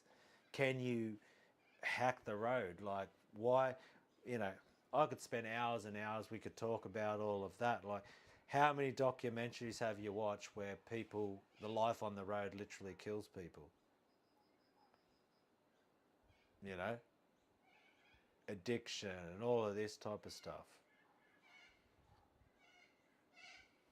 Like, it's tough. And maybe you can't, I gotta be careful. I swear, YouTube, you say a word like that, you're like, oh, I said the K word on YouTube, you gotta be, I'm even learning all that stuff. But you know what I'm saying? Like, it's, yeah, they're very what type of words. Tell me about it, eh? I'd be homeless too. So that's why it was never been like. I remember even when I was a kid, like, so many people say they saw a band on stage and that's why they wanted to play guitar, because they wanted some of that attention, right? Not that I don't mind attention, because I'm talking to a camera right now and I create videos and I don't mind attention. I'm not saying that, but it wasn't the goal. Like, it's just this passion that I've had. And have I pushed it to the point where I'm the greatest player ever and I'm so dedicated like that? No. But I definitely enjoy it. And to be 48 years old and to be still even into it the way I'm into it, the way I talk about it,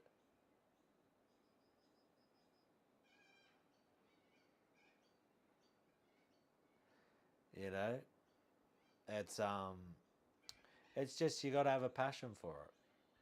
And I'll use what tools I've got right now, and I'll take the opportunities I've got right now.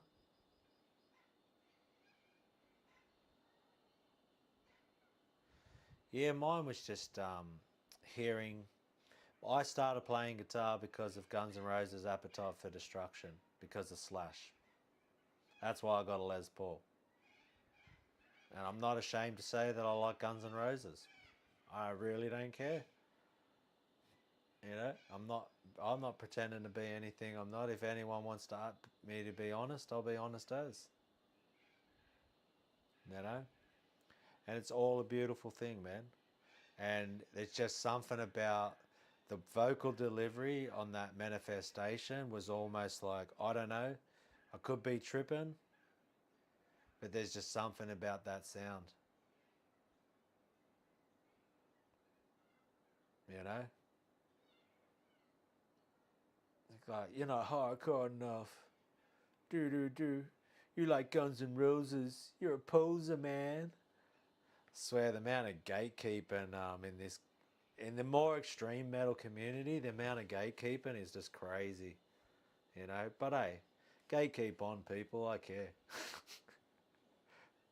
I love to play riffs the way I love to play riffs, and that's what it is. You know, and yeah, he's got some awesome tone, awesome riffs, that blues rock, AC/DC style, you know, blues rock from Australia. Mate, what Aussie wasn't into blues rock, pub rock style? There's a band called Screaming Jets. There was just all of this stuff. I love it all. Okay?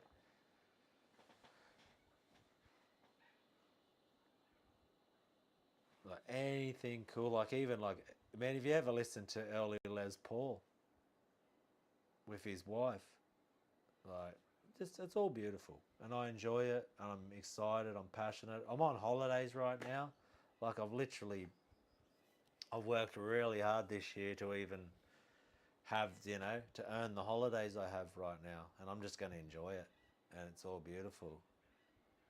Yeah, they're pretty cool too. They got some cool sing along songs, Cranberries. So I'm definitely excited. It could take, you know, the schneet a month to come up with something.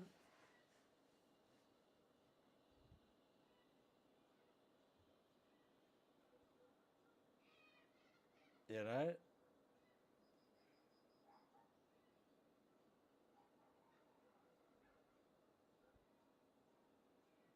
yeah. This guy he really loves the Florida death metal scene, so that's why I started working with him. He loves H.P. Lovecraft themed horror. He works in a psych ward in winter at the moment, so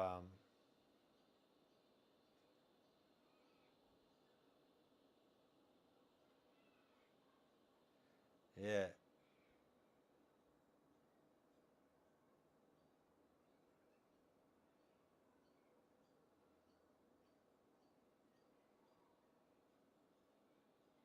So Evan, I swear his name must be Brian. I swear, Evan is Binary Ranger, and he's like he's even like said to me like he appreciates.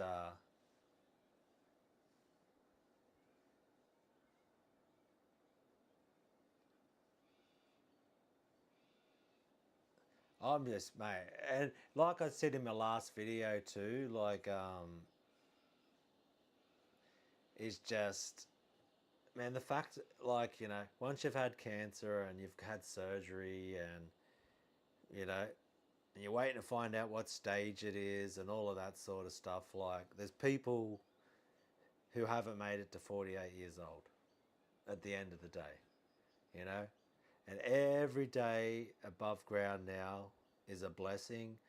Not, you know, my grandparents not being here, relatives that aren't here anymore. That used to be this time when I was a child and Christmas, you know, my dad's brothers and sisters were there with their children, all my cousins and stuff. These big, yeah, and it's classic, like next door to where I am now, their grandma lives here, and all the grandkids are there. And they're all playing cricket in the street, and you know, that is, it's heavy, you know. And it reminds me of being a kid like that, of when I used to go to my nan's house, and she's not here anymore, not here anymore, you know.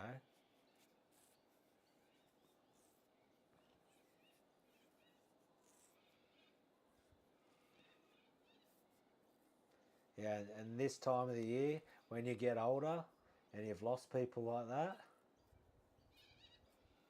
yeah, it's crap. Because yeah, they used to yeah, it was good times when you were a kid, you know. But you know, I miss all those days growing up like that. And now everyone's moved away, and there's other stuff happening in my family, which isn't great right now.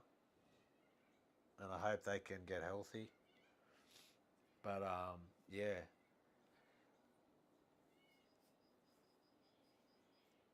But yeah, I'll keep focusing on you. But take, you know, if your family's around, man, yeah. Cherish the people, your family, and cherish those days you get to have with them, man. Because you're not guaranteed, you know, as you get older, you start losing people,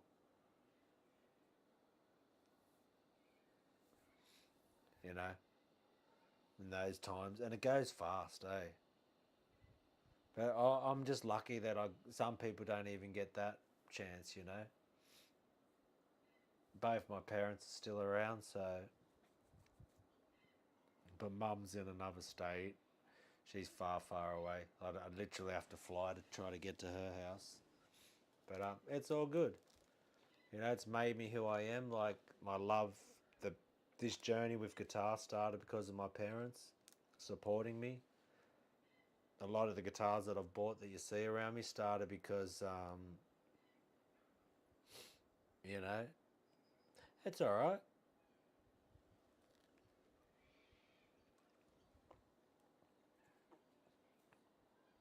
I think just when I think about me nan, sometimes it gets me emotional, but that's all right.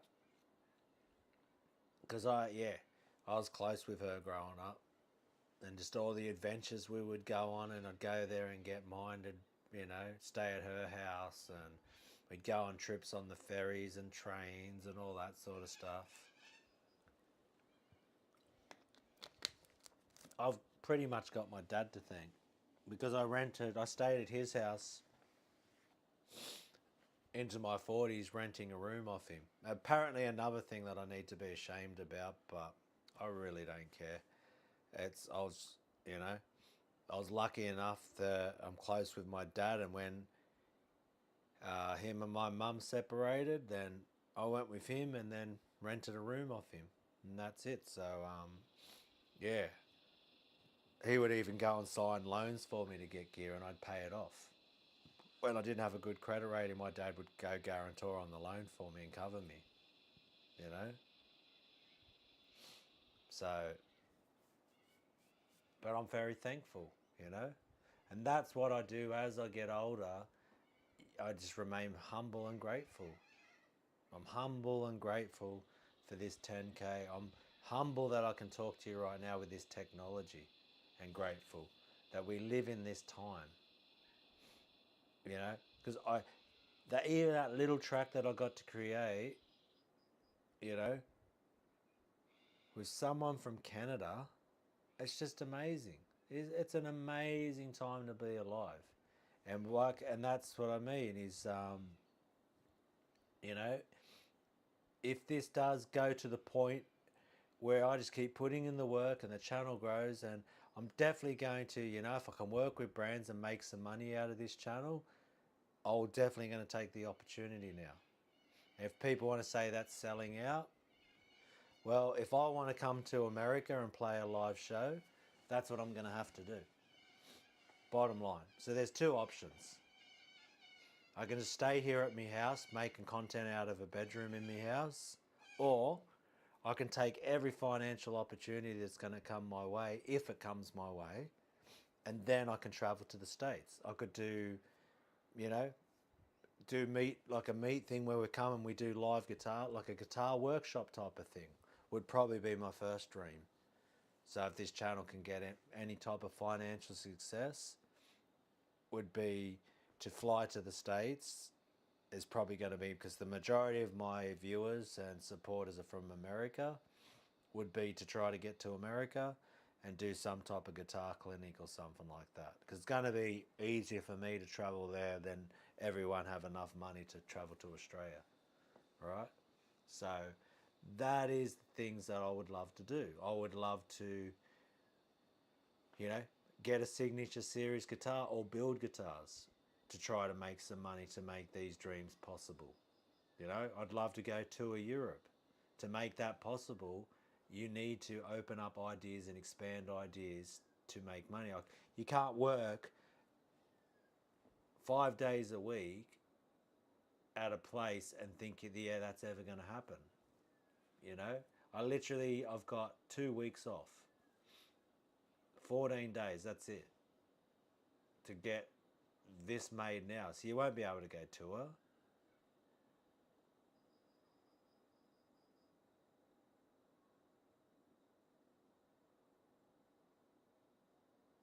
A DJ corpse grinder and they make Russian trance music. That could work, actually.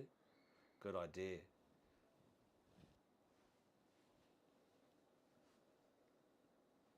But that's what it's going to come down to. And we'll see what happens. But it doesn't have to happen either. And I would love to have a line, because I think, there's certain styles of guitars that I would like to make. Maybe being as old as I am now, have I left my run too late? Yeah.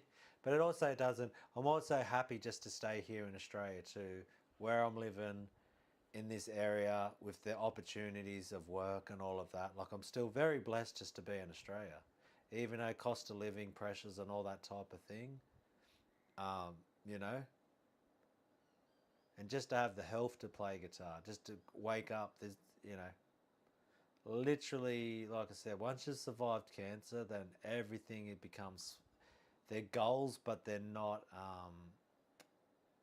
yeah, if you know, like, you work towards them, but they're not everything. And you're thankful, and I'm so thankful and humble that I've managed to hit 10K. You know, it's still amazing. And I'm going to have to keep putting in the work and making more content and turning up like I do if I want to keep this channel growing. Because then what YouTube will do, they'll shelve it. They'll say, you know,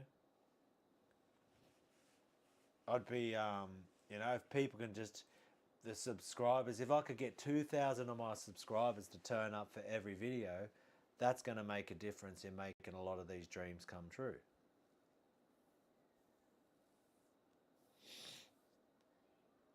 Yeah, hired gun, eh?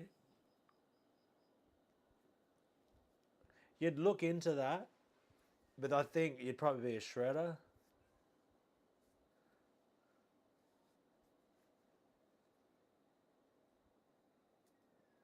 Then they paid you for that, did they?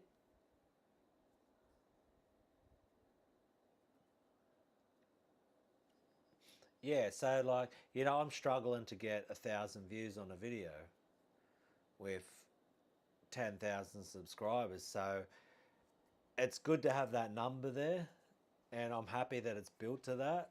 But it's almost like, how do I get people to come back again? That's another thing. Because the majority of my views are coming from just people randomly finding the thumbnail and going, oh, I'll watch that. So it's this whole YouTube algorithm thing. And I'll try my best at the end of the day. That is more just like a wish for 2025, or that would help the channel grow.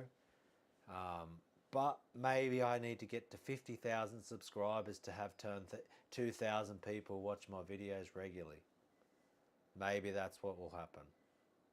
But that will make a difference like I said, without being able to fund things and get money coming in, then you know, these things won't happen. That's the bottom line.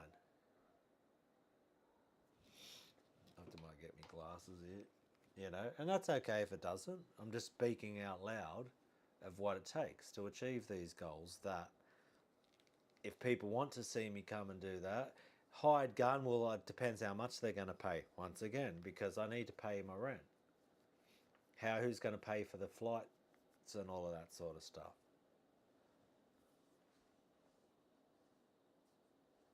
Travel costs look after me when I'm there. But then, see, I need to pay my rent while I'm gone because I've got a contract with the real estate and for the property that you're in. So where you come back from tour, where do I live? You know? And so it has to replace whatever I'm making has to be a replacement for what I'm making a week now. That's bottom line. That's just, you know, I'm not trying to make everything about yeah. It all depends, man, you know?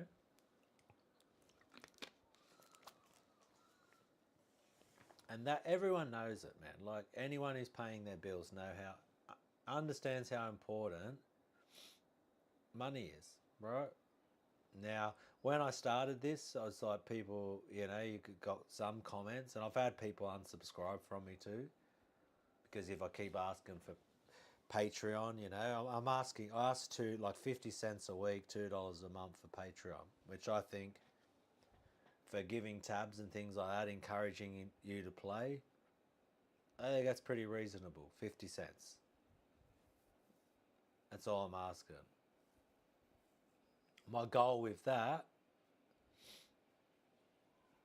yeah, that's right, but you can write music too and sell it.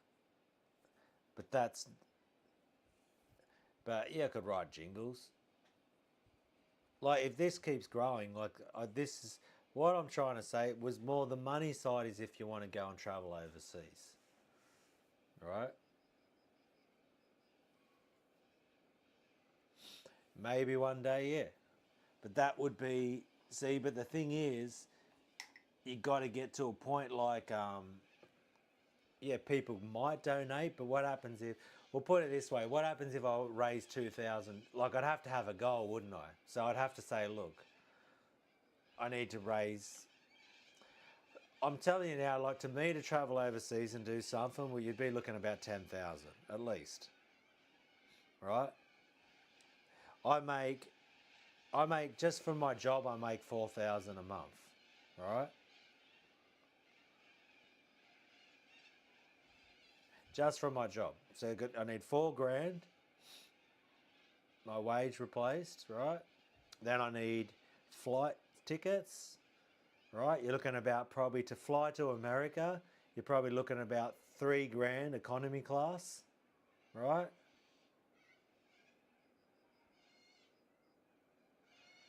So you're looking about, last time I flew, that was in 2017 to America, was 2.5 grand, right? So I'm guessing 3 grand, probably more. But let's just say 3 grand, right? So just to fly to the States, you're looking at, and to cover what I make now at my job, we're looking 7 grand. Now we need travel and accommodation and food.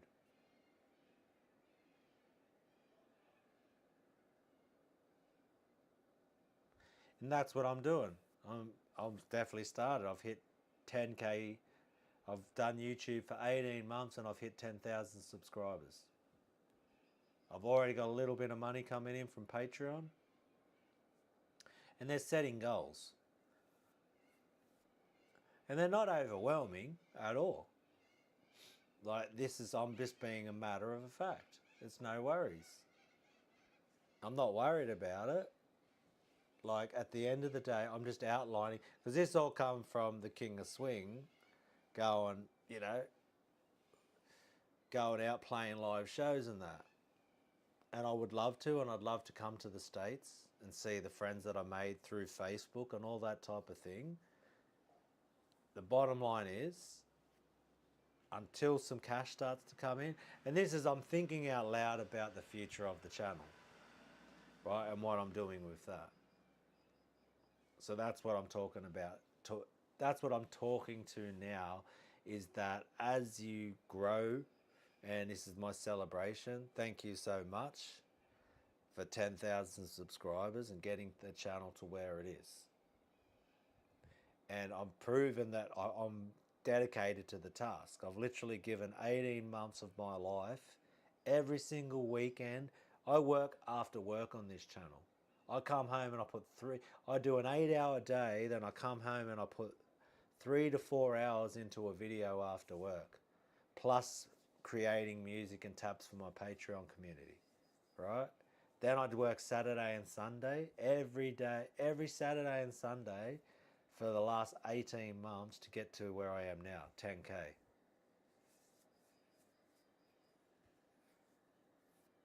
You know? So I'm putting in the work. And all we're saying is, that's it. If things, but what you need to do in the start now is, I'm writing the EP, which was asked for. All of these things are coming because of the channel. The channel started because I put myself out there on Facebook and started teaching people. Then those people I taught, I couldn't upload big enough videos of the things I was showing them. And I was teaching people for free.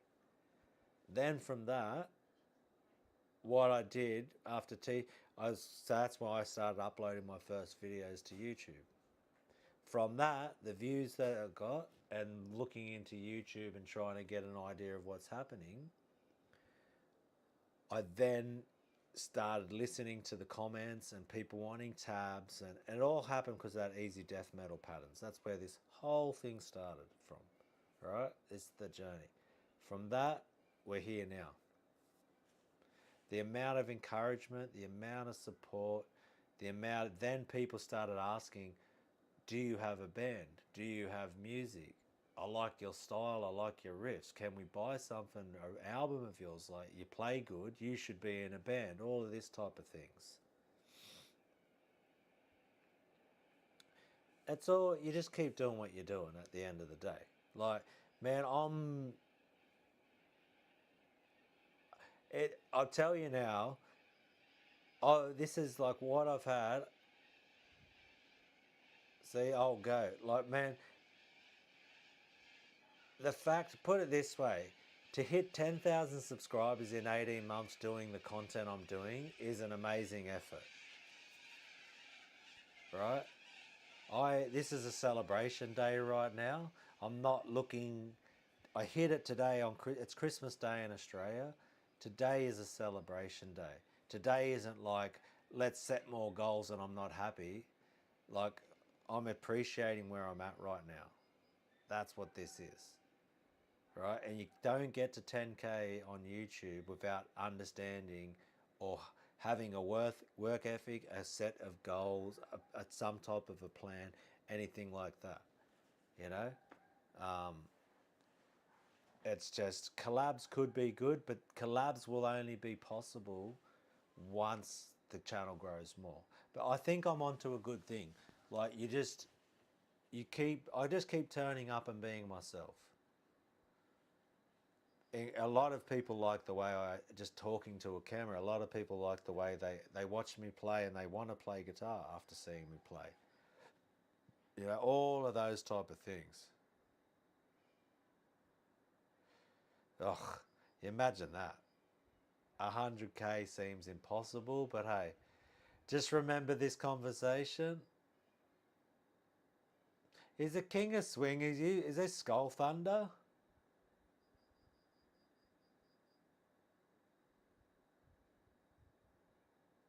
Seems like you.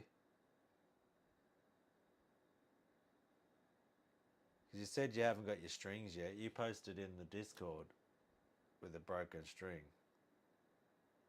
Because you comment like Skull Thunder.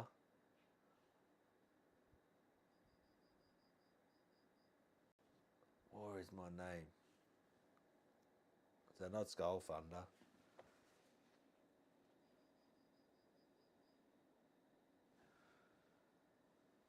Yeah, I'm getting Alzheimer's trying to remember.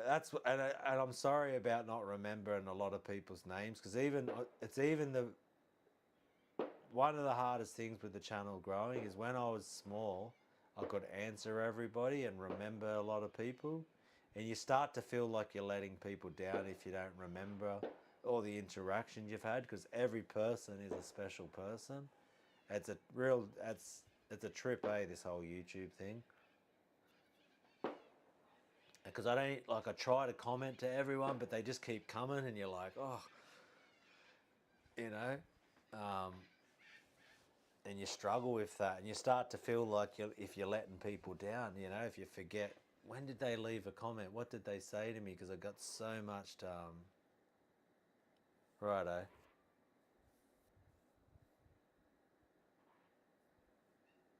I think now I remember about Detroit. That's right. Was your you were trying to get your guitar back. You didn't have your guitar at that one point, and where you were living was a bit rough, and you were trying to get your guitar back.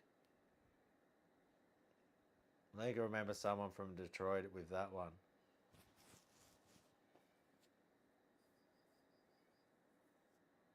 Yeah, now that rings a bell when you said about Detroit. Yeah, I think you had it on layaway.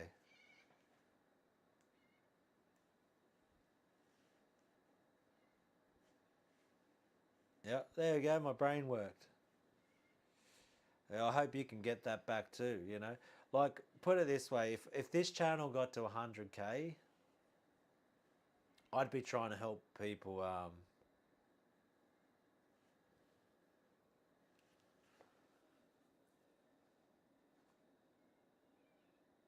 Oh, that's awesome, Trevor. Your daughter come. That's how exciting is it for the kids this time.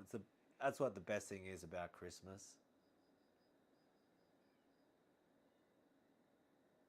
She's all excited, like, what did you get me? Is it time for me to get my presents? Hey, remember that when you were a kid, And you were just like, you couldn't go to sleep, Because you knew the next day you were going to clean up with so many presents.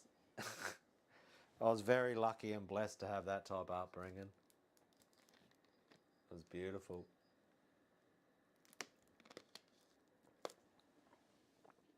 It was just amazing. That's what Christmas is about. It's about the children more than anything.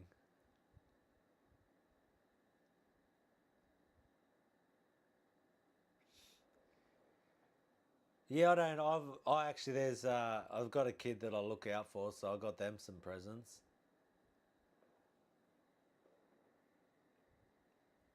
So, but I'm very content. I don't have kids or a partner, but I'm still very content with my life. I'm thankful. I don't look at you know, I'm just I'm so grateful and thankful. I'm a very content person. I like even I'm here talk doing this, but I love being alone. I don't go crazy being by myself. I can do isolation for weeks, if not months on end.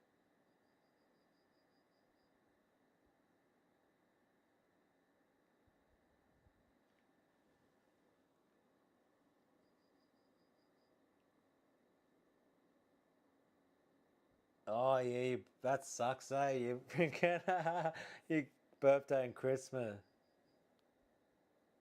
Yeah, that's right. Yeah, yeah. She's about to get a license.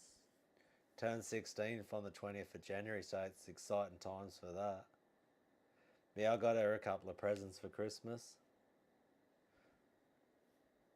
Yeah, I've been looking out for her since she was 6 years old. So that's sort of my yeah, long story behind that one, but yeah, she's about to turn 16. So for the last 10 years, I've been getting her birthday and Christmas presents, supplies for school and stuff like that. And the way it's a bit tough. The cost of living in America isn't the best right now. It's not the best anywhere in the world. I was actually talking to them today and talking to her mum today.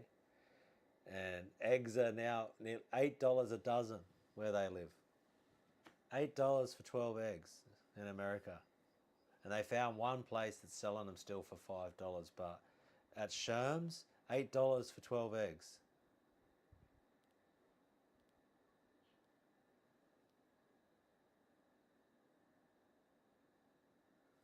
You know, and she's a happy kid and she's safe. That's all I care about. And they've been telling me the cost of groceries is just keeps going up and up. And I'm just like, wow, you know. So I just try to do little things. You know, when it's a son was in the military, um, and so like when he comes, I'll get something like I helped. I also did that too when her son got his license. I paid for his insurance. I did that too, just so he could have the same. She bought the car, and he was in high school still, and yeah, so she bought the car, and I paid for his insurance through. What was that? Was it Progressive? I think the name was. I think they were called Progressive. And now he's bought his sister a car, and because he come from he's finished his deployment. Oh yeah, because he was a 15, 16-year-old kid. So I paid for his insurance so he could drive, and then he got a job, and he ended up moving to North Carolina, and he works for a timber mill company. He's like one of the managers in charge now, and he's in 20s, and he's in charge of people, and was in the military, and so he's a good young man. He's doing well for himself. Got a new truck, you know, because I wanted him to experience that, like not having to, yeah, just having that ability to have a car and get mobile and not be, and look what he's doing now. So that's been one of my goals in life, to do that. And that's why I definitely was at my dad's longer too, so I could help do that sort of stuff. And then I would travel and go and stay in the States for 3 months while I was also doing that. So it's all good. They're good friends. So I've got somewhere to stay in. It's she's in Oregon.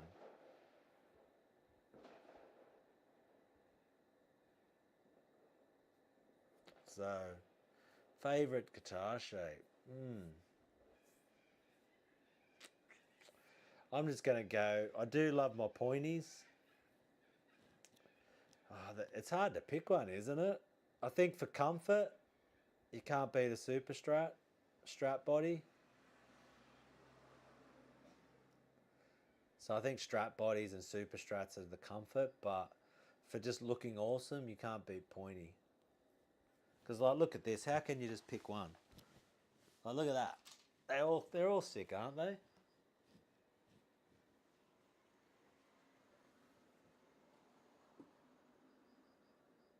I need that thing up here. There it is. There.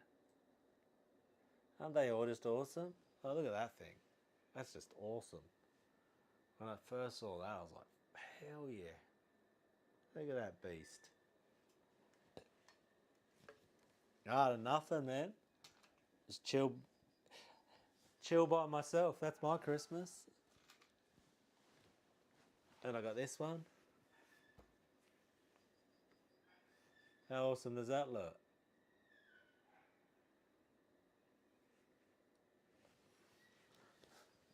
It's just in this room. And it's just me and my guitars hanging out. And because I didn't think I was expecting to hit 10K next year in January. I was hoping. Got the headless that I've just fixed up, the Ormsby, drop A action. That's a real comfy guitar to play.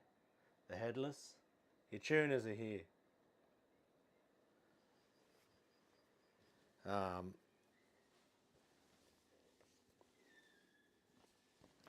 but yeah, I just spent it at home by myself. It would suck, eh? I think the headless would be good for touring. Hey, if Explorer shapes also awesome. They're all good. Fuck, they look so sick, but hey, they would be hard. I love all guitar shapes. That in the metal, the Explorers, Vs, Super Strats. There's some weird ones out there.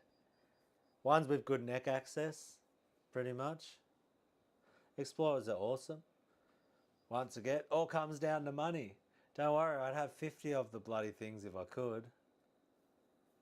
Yeah, awesome to travel with headless. Carry on.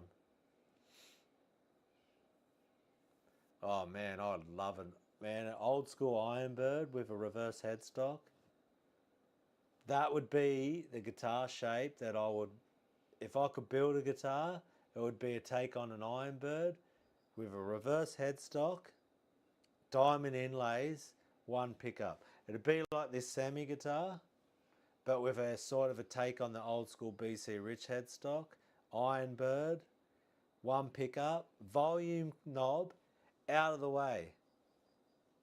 Get the frickin' volume knob away from my picking hand. I don't need to touch it again. Once it's on, it's on. You know? That's why now I remove the volume knobs. It's the only thing I'd pick on the semi. I hate volume knobs near my picking hand. It's bloody, bloody, bloody, I tell ya. But yeah. Not really. I don't, they're okay for some. I hardly, very rarely will ever use a neck pickup. I'll even use an EMG 81 for cleans.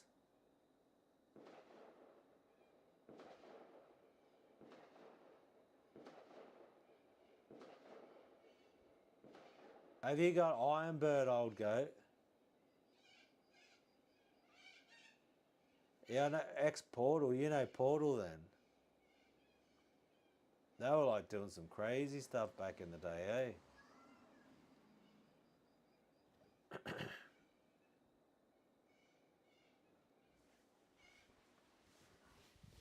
I've got strats, but it never used to be as much of a problem as it is for me now. Should I do me bloody? Let's go frickin'.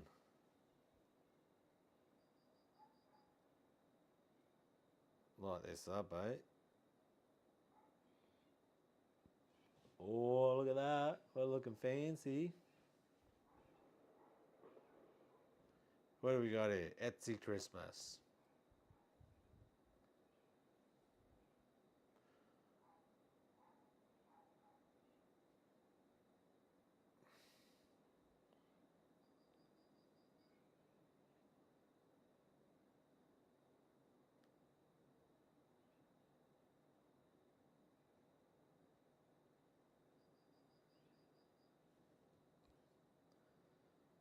Okay, got fucking Banksy here.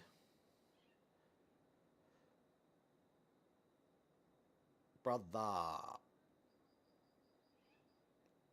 Then you got to do this one with a couple of little sandies and shit. That's how you do it.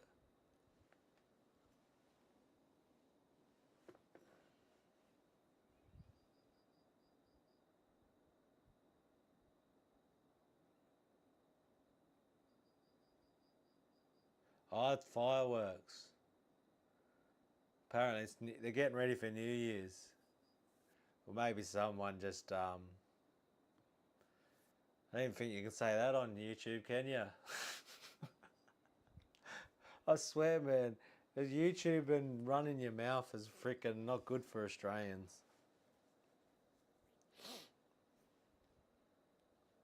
Yeah, firecrackers. Fireworks. I think they call them crackers. Firecrackers. Maybe that's what I am, a firecracker. Depending where you're from in the world.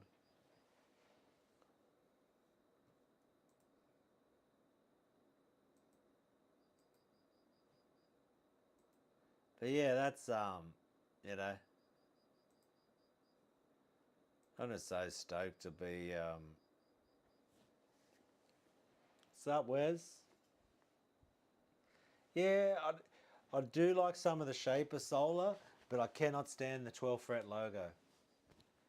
I don't need his tramp stamp smack bang in the middle of the guitar.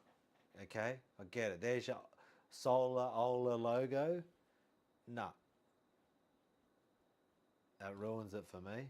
Just put some inlays in it, bro, and call it good. Like, I dislike his inlay so much. Like, if he even reached out for an endorsement, I'd even just be like, I don't know. Because then what happens if you get endorsed by people? Can you play your other guitars? I can't stand that 12 fret tramp stamp. Like, I get it. Put your name on the headstock and make it good, bro. Like, he's got that on his signature guitars. That was his stamp. Like, it's like you're playing an Ola signature guitar. Bugger that. What is that? But I love his. I might make an exception for that X guitar that he's got.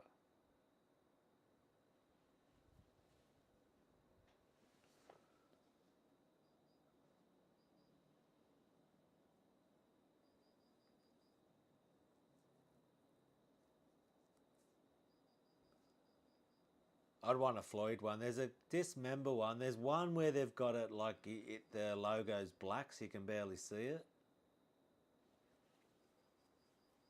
But that's a long way away anyway. Get me to 100k and I might be able to start talking to ESP or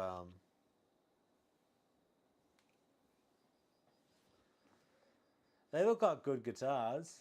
Whereas it's like, man, I got a Solar.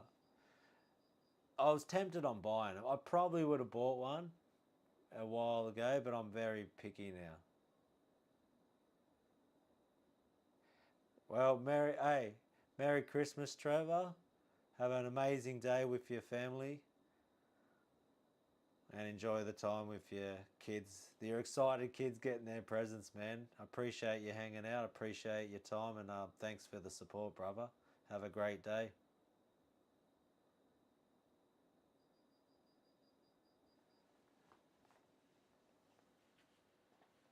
Well, Wes is up at 5 a.m. He's about to do the Christmas opening too, eh? But I've definitely got like an aesthetic that I like.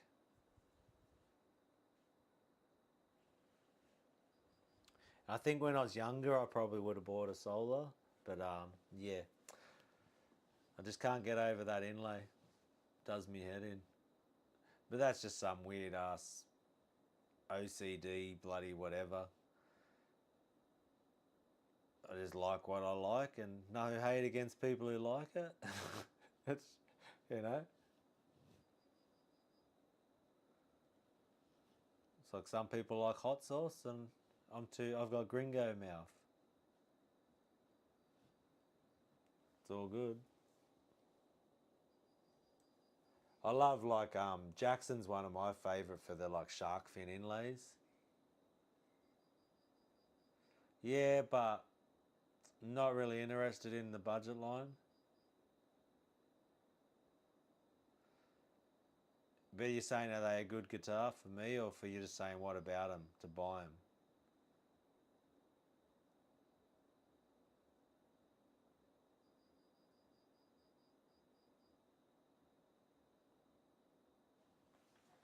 I think they'd be good guitars. The S line.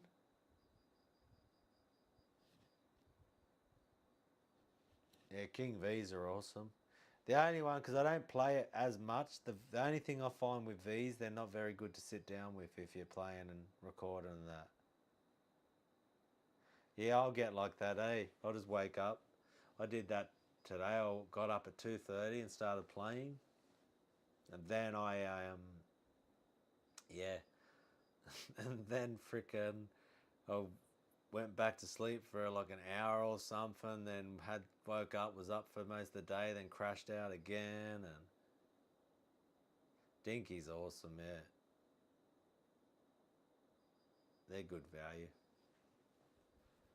Yeah, I love Jackson's are good. I love ESP and E2s and LTDs are awesome. I love everything. Old school Ibanez, anything. They're all good. If you like the feel and sound of it, then it's a good guitar.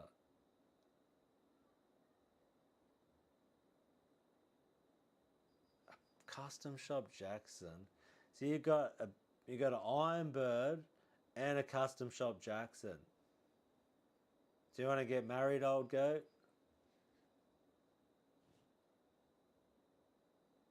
I'll probably turn gay for that.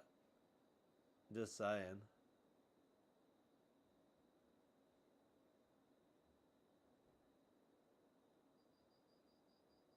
And then if I get married, then you can leave me.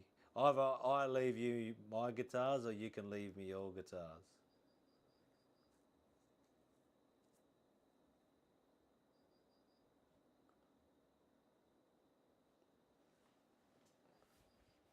Bloody hell! I want an Ironbird so freaking bad, eh? I don't know if even if I had a lot of money, I don't know if I. But how do you get one for that price? Bloody hell! Why would someone sell one of those for 1,500?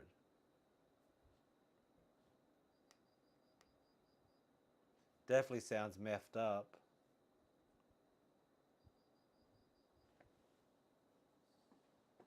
Oh, that sucks, mate. No civil unions. Bloody hell.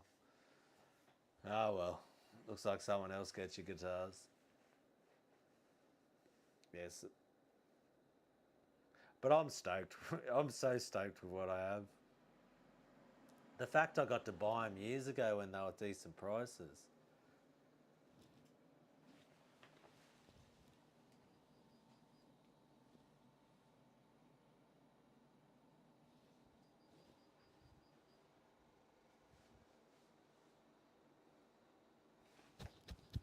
What are these people doing?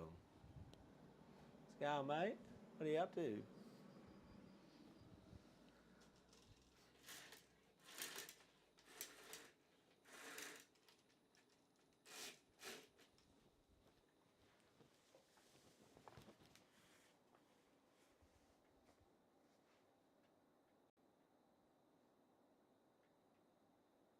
Do they make him out of plywood? The hell is that?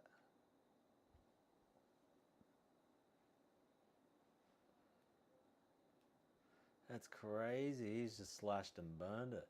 Maybe they weren't as expensive back in the day. They're insane prices now for those.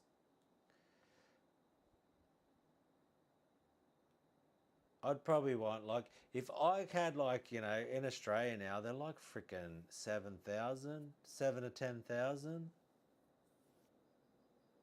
for a custom shop Jacksons. And if I had that type of money, I'd get a custom shop guitar. Wouldn't be a Jackson. If I got that sort of money to spend, I'm gonna go to a literal custom shop and get exactly what I want. Because it's always, even on these custom shops, there's just little things that I want to change. And if I'm going to pay that amount of money, then I may as well just get a custom. Bloody Mozart too. Bloody hell, mate. Look at you go.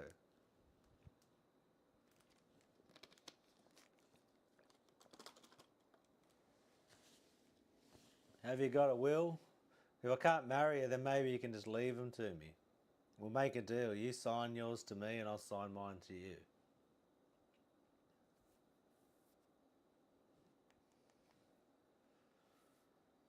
I'll take then. I want your custom shop Jacksons and your Ironbird and your Moser.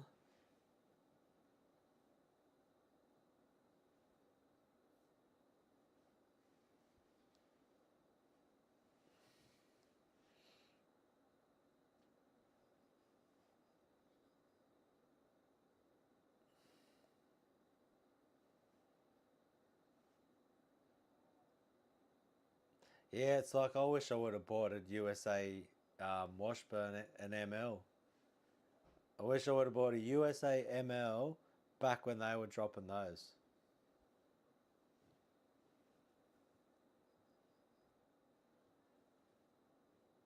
To keep the Deans. Oh, I love the Deans, bro. Man, that would be a company I would love to get some MLs. Mate, that would be so awesome. I love the way the ML plays. If I could get a custom shop USA made ML, oh, brah. They're making good guitars too. So, hey, let's go. That's it. I've hit 10K. Let's go 100K. Done needs a new ML custom shop. I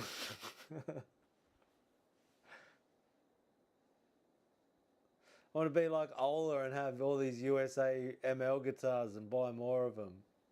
And have them all hanging on the wall, and you have so many guitars you can't even play them.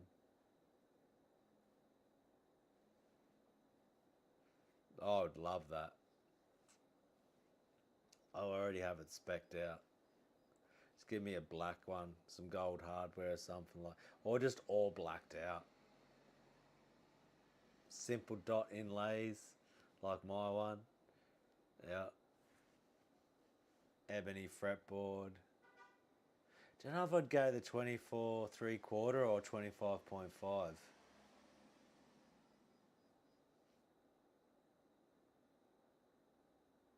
You could always paint over that. I'd probably just get that. If I could get a USAML with the flag on it, I'd just paint it. Sand it down and just go, there we go. Bye bye. Because the amount of bull crap you'd have to cop over that guitar. And I really, yeah, flag guitars aren't really my thing. I was a big Pantera fan. Dime's just like. But yeah. I think I've got a little bit of his, I'd say I've got some of his style. The way I bend and do stuff like that.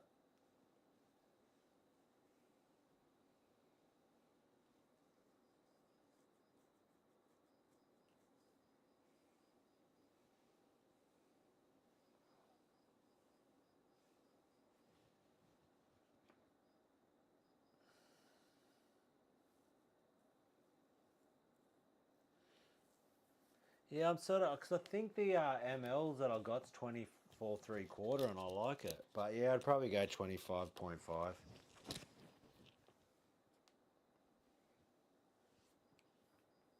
But I was, yes, insane. Trying to play Dime's lead and I'm just not good enough. Nowhere near. I don't even think I'm like 30% as good as Dime. Man, God, he could play. Like, hey, you either love or hate Pantera, but mate, that dude could play a guitar like no one's business. When he got shredded, the way his hands went flying, and it's just his style.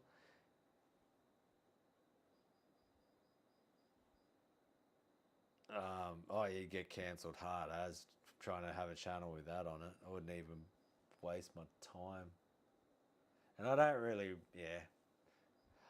Even if it was USA, I'd probably still paint it just because, like, eh, I don't know. I just would try find a diff. I'd want a Dime slime. That would be one of my probably before the black one and everything would be, man. If I could get one, it'd be a USA ML Dime slime. That's one of my dream guitars. I want a Ironbird, black Ironbird with a reverse headstock, and a Dime slime ML. That's it. Yeah, I still like them. The old school, like Far Beyond Driven and Vulgar Display of Power.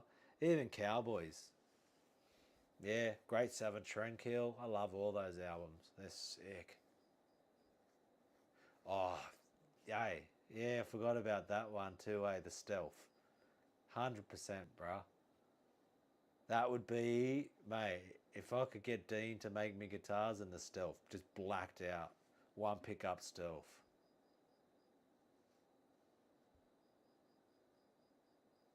Yeah, that would be sick, man. A freaking, I forgot about that, Wes. Good call, brother.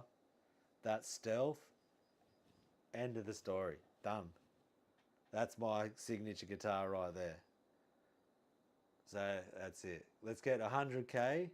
So now Dunn can get himself a custom ML.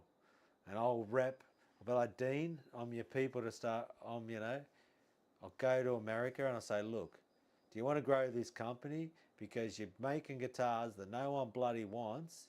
You're like BC Rich back in the day. Keep making all these guitars that no one wants. And then when you make one that somebody wants, you want $10,000 for it. Like, what are you doing?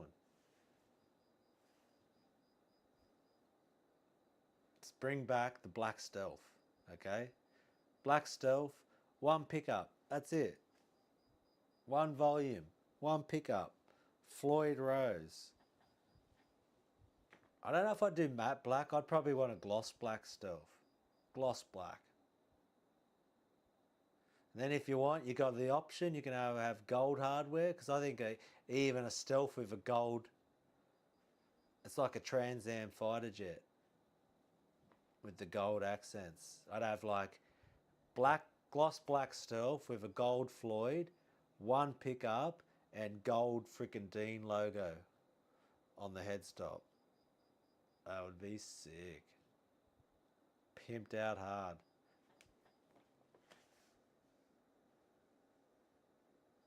And just one the only gold accents are black pickup, black knob, gloss black, gold Floyd with the gold logo.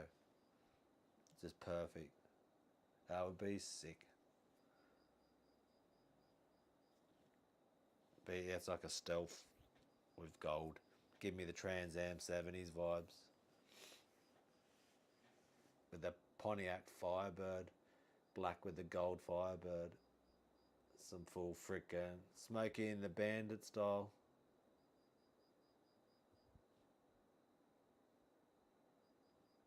That would be cool.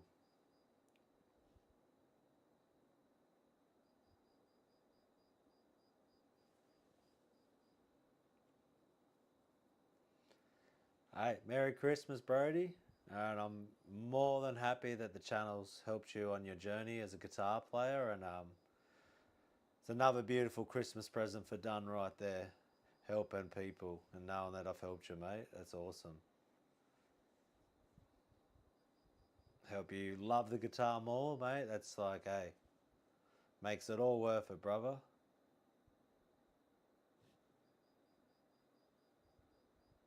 Because it's literally comments like that, helping people become better players, is what makes me keep doing videos.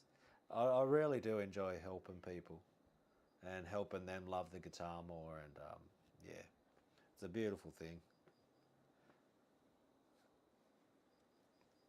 What you got here? 9.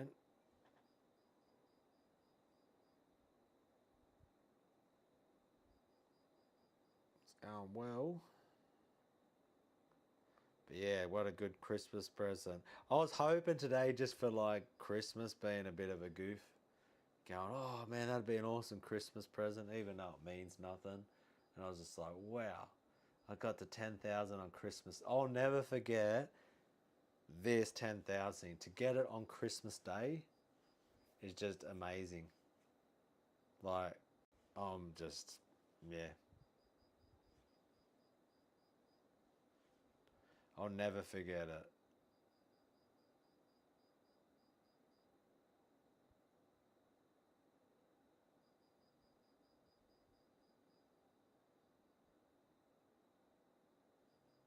It's just like, yeah, it's just crazy. What an awesome Christmas present after, yeah. And it's all because of, everyone who's supported this journey so far, man. Oh, it's just, I think, oh, Goat, you've been here since a fair while too. Wes is from, he's from Facebook. So Wes has been with me for a while too, before the YouTube days. He would have been from the HMAP days. Pretty sure.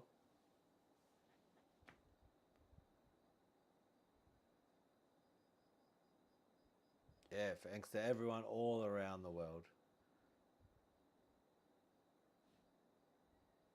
thank you to all the amazing, you know, thank you to Seymour Duncan and EMG for making amazing pickups. Thank you to Floyd Rose for making an amazing piece of equipment. America, America, America everywhere. American pickups, American bridges. Thank you to Ernie Ball. Hey, maybe if I get to 50k, we can get a strings endorsement. Hey? Why not? That'd be awesome. I love Ernie Ball strings. Hook me up. Might need more than 50k. I'll rep them. That's what I use, Ernie Ball. Been using Ernie Ball for years. GHS. Oh, fucking hell. Ah, just elbowed the fucking desk. Thanks for coming, bro. She'll be right. Right on the elbow bone. Righto. See this good stuff here? Fast fret.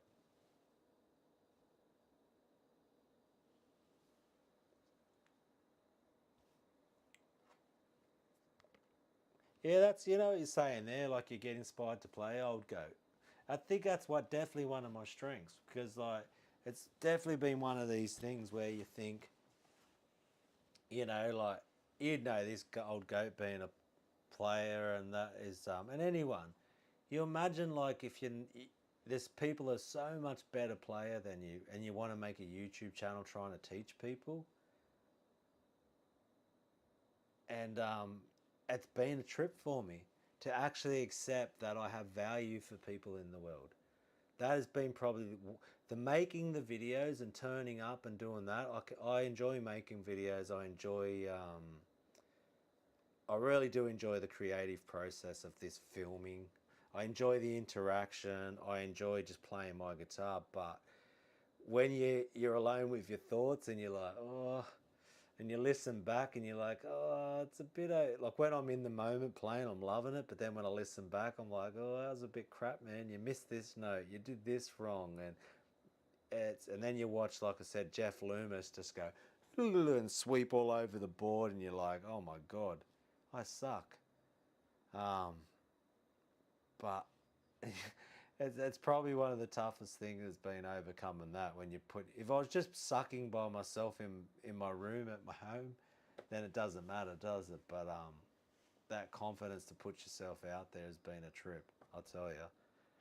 And just by, you know, Brody saying I've helped him become a better player, Old Goat saying that he gets inspired to want to play. That one I get a lot too. I've helped people become better. I get a lot of just the way I play or what I'm doing makes people go, hell yeah, I want to go grab my guitar. Maybe because it looks like I'm having fun. I don't even need to overthink it. It just is what it is. I remember even like one comment from a while ago where husband and wife decided to play guitar watching my channels. I had another guy who was in a recovery from addiction that said the channel helped him.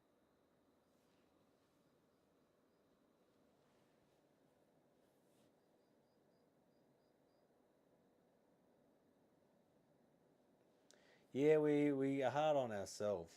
I think because see, I always compare. That's why I probably never put myself out there till like I'm in my 40s, because I was always like I'm not as good as Dime and I'm not as good as Jeff Loomis, so I don't have anything to offer the world.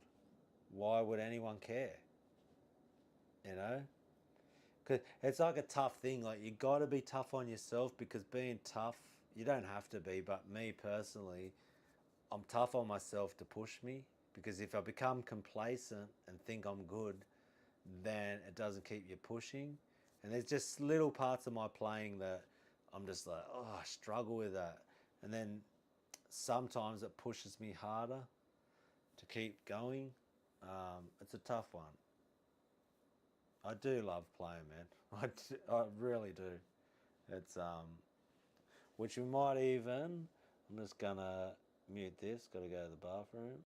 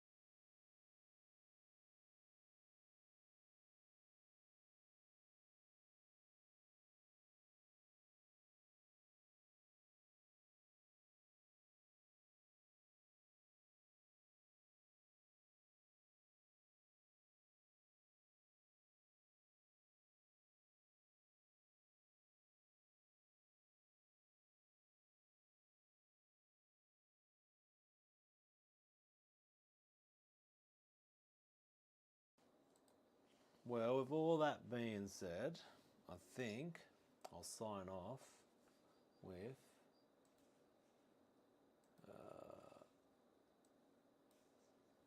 let me grab this one. Cables everywhere.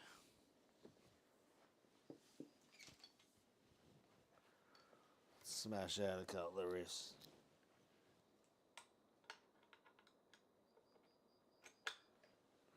Let's pull up a plug-in.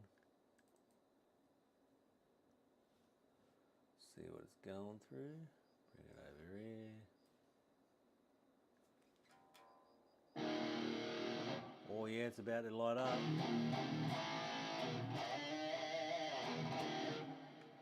Righto.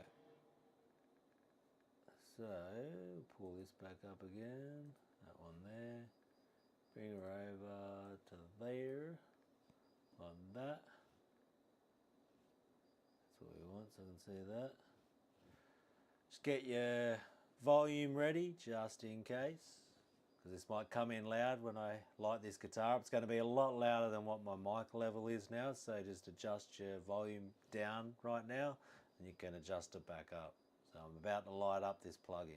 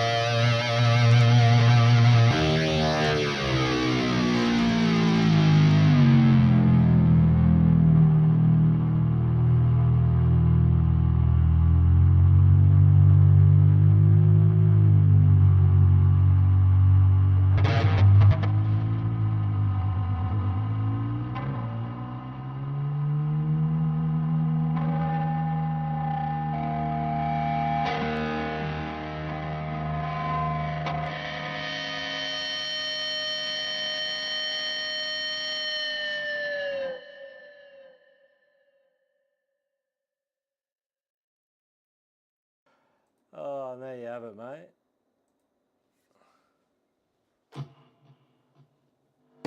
Oh, what are you doing, slut? Oops, there we go. Doing hola.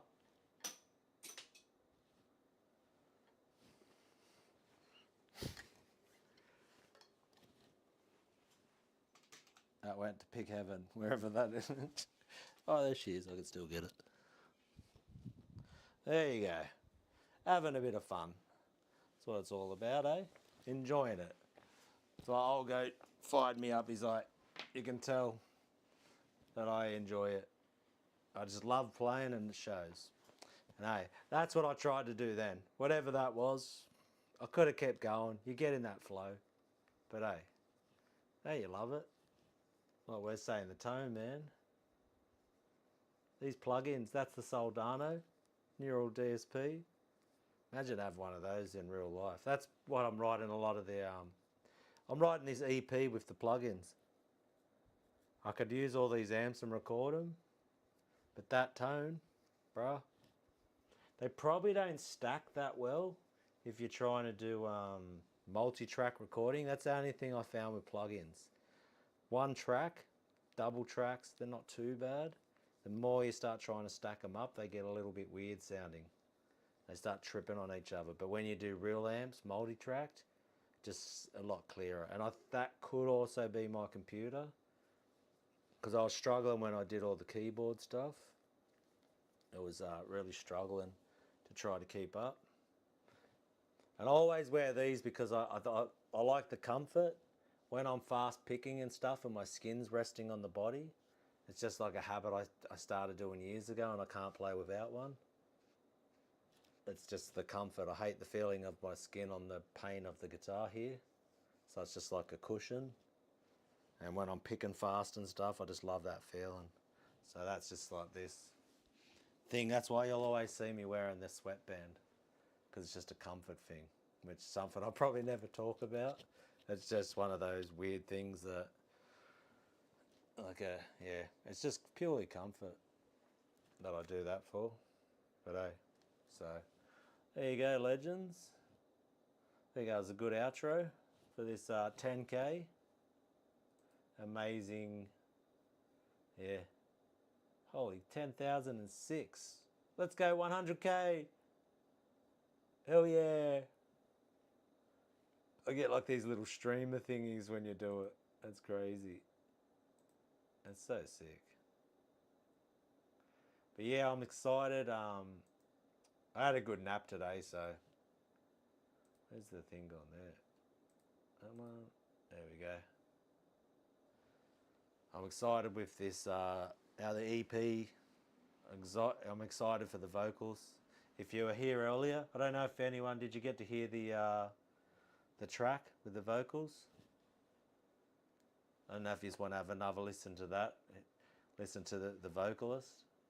Wes has definitely heard it. I send him so many audio files. He's like, what's this bloody Australian sending me again?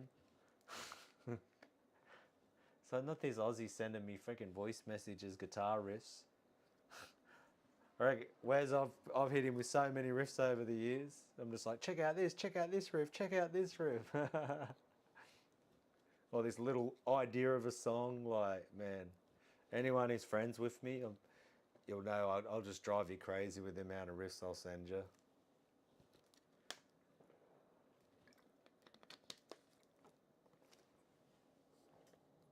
Yeah, there you go.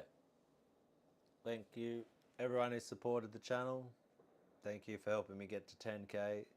Thank you for encouraging me, inspiring me to keep going. Thank you for encouraging me to put my gift, which I think it is a gift, whatever it is, it's just my passion. You see, when I have to like warm up a bit. Once I get going, I'm just like, oh yeah, here we go. And it's those riffs, I don't even have to explain it, eh? You've listened to music before, you've heard tones. It's a beautiful thing, so eh. That all being said, looks like we're dropping off. We've got 4. Everyone can sound off if you want. Yeah, I'm playing the haircut. It's like speed aerodynamics, eh? So thank you so much once again. Yeah, amazing. 10K. On Christmas Day too, which when I was days out like in November and the early December, I'm thinking maybe January if it keeps going the way it's going, because you never know. YouTube is just a strange beast, I'll tell you that much. Trying to figure out this algorithm, and it's a lot of mind games you play with yourself doing this.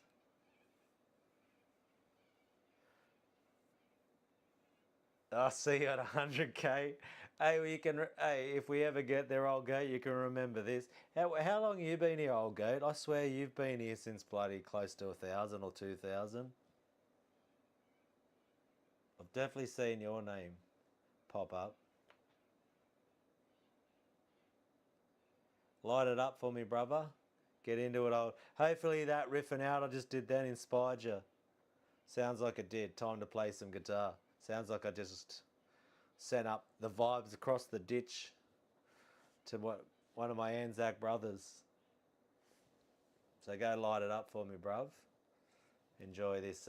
Enjoy our little bit of holiday we've got before we have to start next year and start trying to make that money again.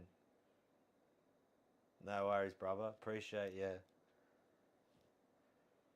Yeah, something you've been around since close to the beginning, and I was so spun out when it you know, I said I'm like acting like I'm gonna end, but once I start talking, I never shut up.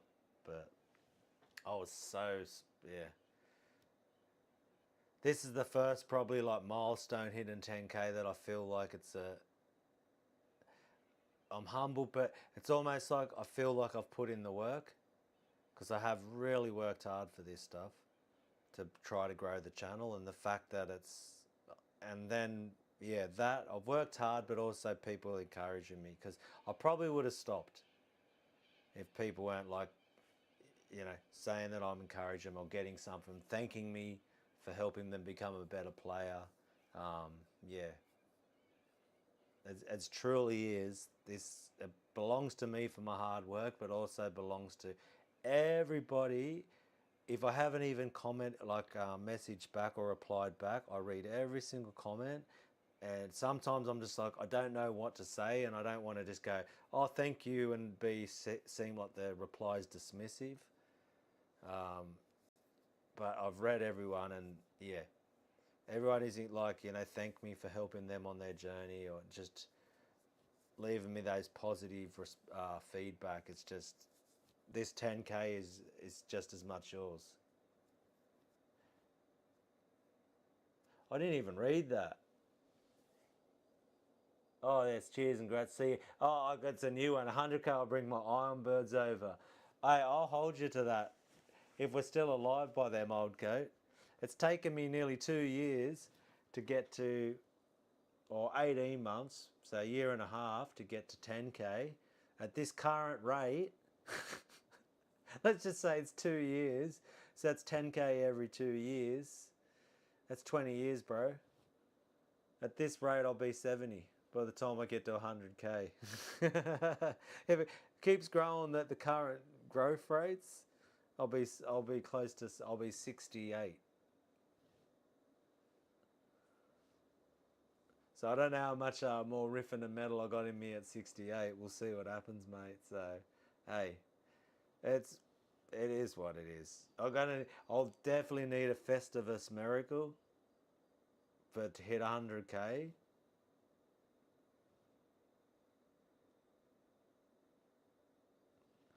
Yeah, oh, yeah, that's right. Happy birthday too. Happy birthday and Merry Christmas, brother. Yeah, I'm just behind you, man. I'm only like a year and a bit, year and 2 months behind you. And I bet you it went quick from when you were 48 looking at 50. So, hey, I couldn't imagine 10K when this started, and I can't imagine 100K. And at my current output and the way the algorithm's treating me, then 100K will be 20 years away.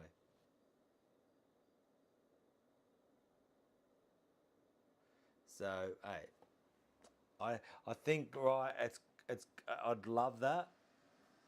And you want to set goals and things like that, but I would almost need a team of people trying to manipulate this algorithm, because it seems to be, if people can find my content, they're happy they found it. But I need return viewers. I need to get, you got to get those at the end of the day, and I'll leave you all with this, right? Just because thinking about that 100K, and if I get it, I get it. If I don't, I don't. But to get to that, it's not just the creator can do it, but not in this, especially in this sort of field of like this old school thrash death metal. Majority, if I show you the stats, majority of my viewers are in their 30s to 40s. Not saying there isn't younger and some older and everything in between, 20-year-olds and stuff. But what I'm saying is the majority is that, like, where the era of where the music come from. And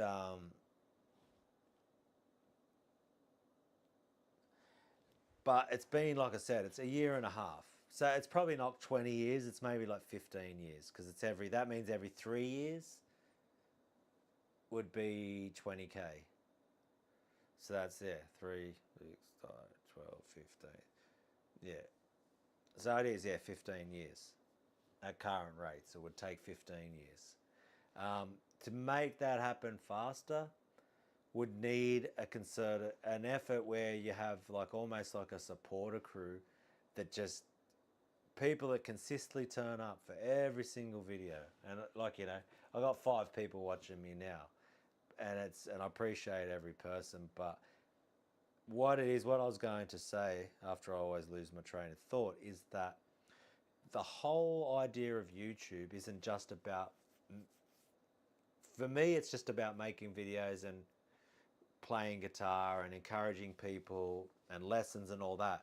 For the whole platform of YouTube and for the company that Google owns YouTube, right? The whole purpose solely of YouTube is advertising revenue. That's it.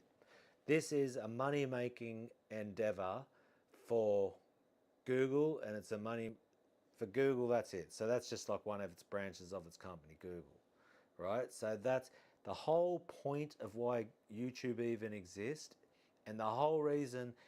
The more people that watch you, the more ad revenue they get, because they get it. They sell. It's almost like old TV days where they sell.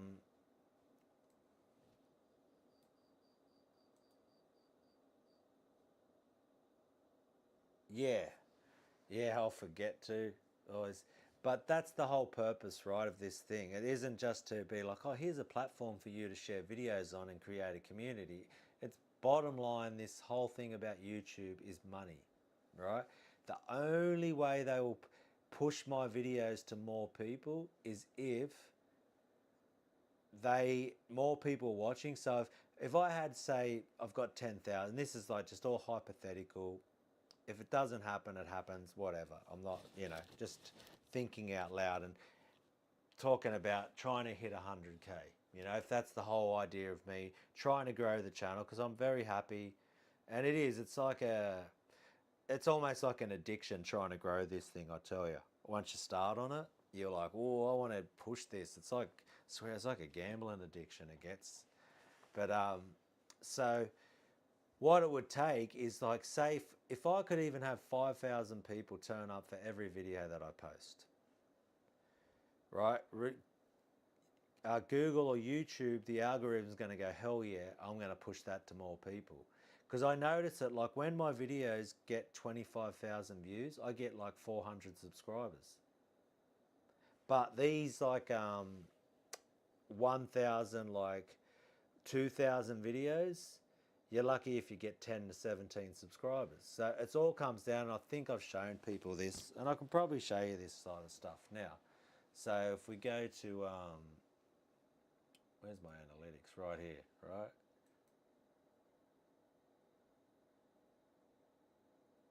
I could even go to content. So in this period, right? I know the easy note one is a good one. I'll show you this one. So I'll get my OBS up here. We'll go video display captures, that one. I think if I take that one off. Oops, wrong one. There we go. So what we've got here, right? I can bring that probably down to here. I've got 4. If you're interested in this, if you're not too interested, let me know. Just leave some comments there for the 4 people watching. So,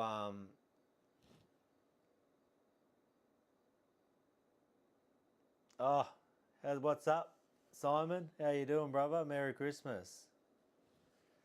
So, yeah, I could show you this type of stuff. So now I've got here Simon plus and 3 other people here, 4 of us, right? So, this is what happens, right? So this video here, the one that's from the 1st of July, it's done the best, right?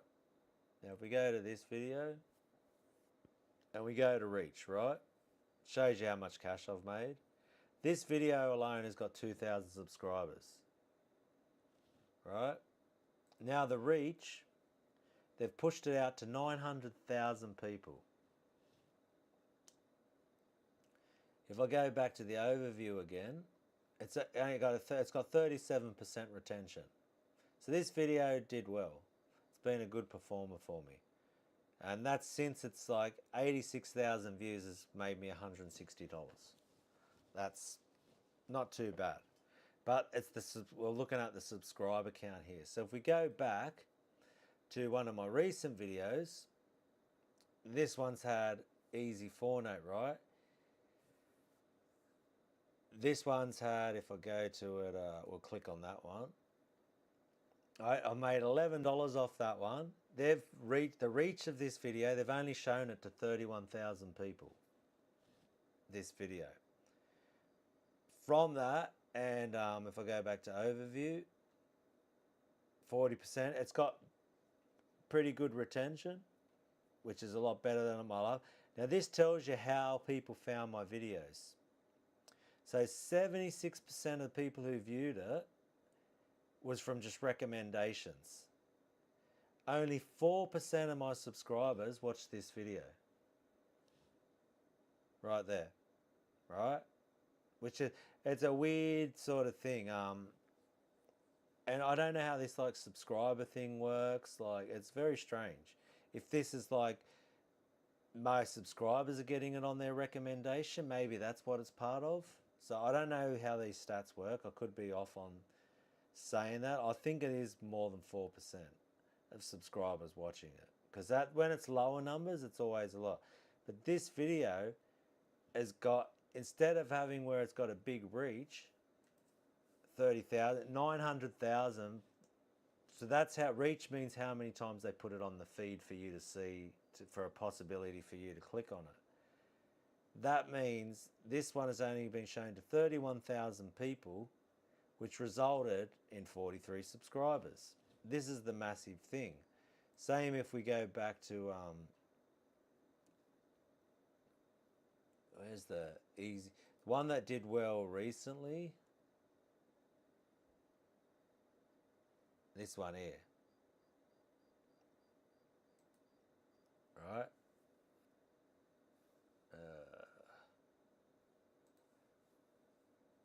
So here's we go here, subscribed. That's in the last 28 days, right? We'll go since uploaded lifetime, right? So this one has had 24,000 views from people who aren't subscribed. And 2,000 from people who subscribed. Which is probably, that's pretty good. You know, if we can even get that on videos, then it's definitely going to be good. And it's had 26,000 views. So this one, if we went to the actual video, I don't want to view it on YouTube. I'll go back out of all of this one. So you can sort of see what I'm saying. It all comes down to, I don't want to see that one. I want to see more of my content. Alright, and this is how you can sort of like plan some of your videos, start to look what's doing well, what's not doing well. I think it's there, isn't it?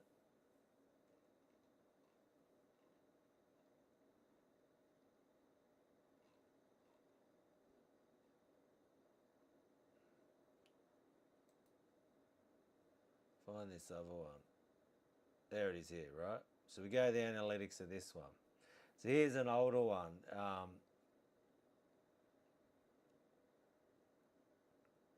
So you see which one sort of does well, like Drop A. Death Metal Riffs always seem to do well. 2000, this one's from 18th of September. We'll go to the analytics on that one. 16 subscribers.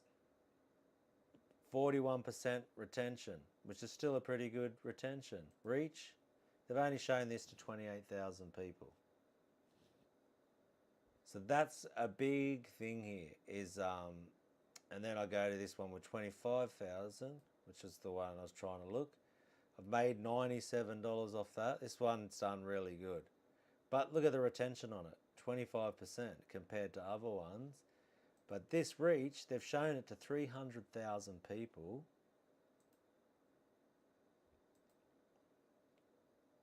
It gained me 416 subscribers. 89% of people who watch this video aren't subscribed, and 11%. So only 11% of my subscribers came back to watch this video, which would be, that's 1,000. So, you know, and I had less than 9. So even at 10K, that's 1,000 people. USA is my #1 country. Even beating out Australia. Germany's next, but USA is #1. Age group, 35 to 44 and 45 to 54. Only 0.5% from the 18 to 24-year-olds, which is probably hurting me. Majority male, not many females. 65 plus, no one. 55, it's still 10%. So the majority is 45 to 54-year-olds. So there's a big thing here with, you know, how I'd probably have to play a different genre or something to attract this group. And this is basically, so if we get back out of all of this, this then comes down to the fact that to grow channels on YouTube, it's all about getting that attention by the YouTube and algorithm.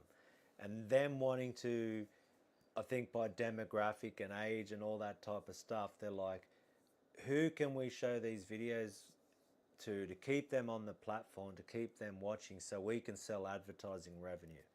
That is the bottom line of YouTube. Advertising revenue, that's it. So I don't know if, what I can do to try to bring back, if I could even get if I could get 5,000 people, then YouTube's going to see it and they're going to start pushing it more to more people. You know, but maybe I've got to make better content, or it's a tough one, because as a creator trying to create content, you're trying to figure out, what do I need to create to bring my subscribers back? What do I need to create? How does this even work? That's why they show you these stats, is trying to, so you can make better content for people. So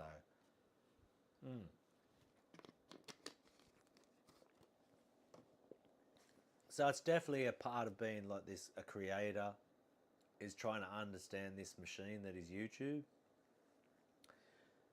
And that's where I'm so much a beginner still, trying to really understand how this works.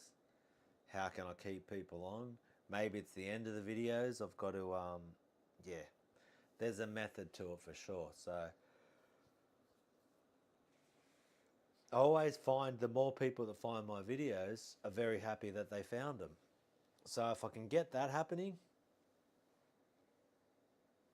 then that would be, good for the channel. It seems to be good for other people to find me, most, you know. And then if people want to see me possibly traveling overseas to do clinics or perform live with the music that I'm going to be creating. So for now, I think I'll just turn up and we'll see what happens. And basically, and I'll keep mentioning this and I'll keep talking about it, and I'll try to bring it up in more videos. And I think the more supporters you get, then you can have that honest conversation about that, about, being able to be to a point where I wouldn't be able, I'd still have to wait for holidays, but trying to get that finances up, because I can't ever see this becoming a full-time thing. Like, that's not, and it was never started for that purpose. Was like, I can do this and quit my job, even though we loved working at Dali, Simon? But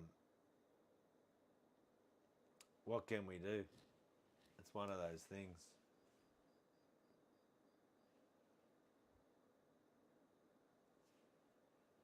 We'll see what happens. But yeah, with that all being said, thank you. If you've hung around, thank you for tuning in for this live stream. Thank you for helping me hit 10K and supporting this journey. It's definitely a big milestone to hit 10K, and yeah, I'll just keep trying to turn up, and I probably won't. I'll see. I've got a little idea on. There's a couple little riff ideas that I've been working on with while I'm creating the EP. Couple little finger exercises. If if you'd like all these, 18 months worth of tabs and lessons from every video that's got tabs on it, you can get that for literally, you could log in for $2 and you could get 18 months worth of my work, up to 2 to 3 tabs a week for $2, and then cancel your subscription. That's pretty much how Patreon works. So if it's something you're interested in, go and check out my Patreon. It's in the description of my channel. 50 cents a week, and you got access to many lessons right there for, like I said, literally for $2, which yeah. And maybe, I don't know, I thought it would help if I make it cheap more people, but maybe because it's so cheap, people don't think it couldn't be that valuable for them. I don't know, but I'm learning as I go, and I'll jump off now, because as you can see, once I start talking to a camera and I'm in this, I'm like in a loop. Keep trying to provide. So hey, Merry Christmas to everyone. If you're in the States, you're just getting into it now. It's we've got an hour and a half to go in Australia, and yeah, I'm back to working on my album after this. I'm gonna probably put some tabs for the Patreon community. Keep that going. I dropped some videos today, and then I'll keep you posted on the EP. I'll probably create some tabs next week sometime. Maybe we'll do like a New Year's special live stream. That might be a cool thing. Might hang out for New Year's. Yeah, and probably just do another. I swear it's my go-to bread and butter is easy death metal patterns. Just a title that I came up with, and it seems to be working, that people see that. I think it's anything with easy. Maybe I'll have to do easy thrash metal. But yeah. Thank you so much once again. 10K. It's definitely an achievement. If anyone has tried to grow a channel, it's, yeah. So, yeah, I'm stoked. Definitely stoked with that, and very happy, and more to come. Health willing and everything else. So, thank you so much, and until next time, look after yourself. Merry Christmas, Happy New Year, all that good stuff, and yeah, I'll see you.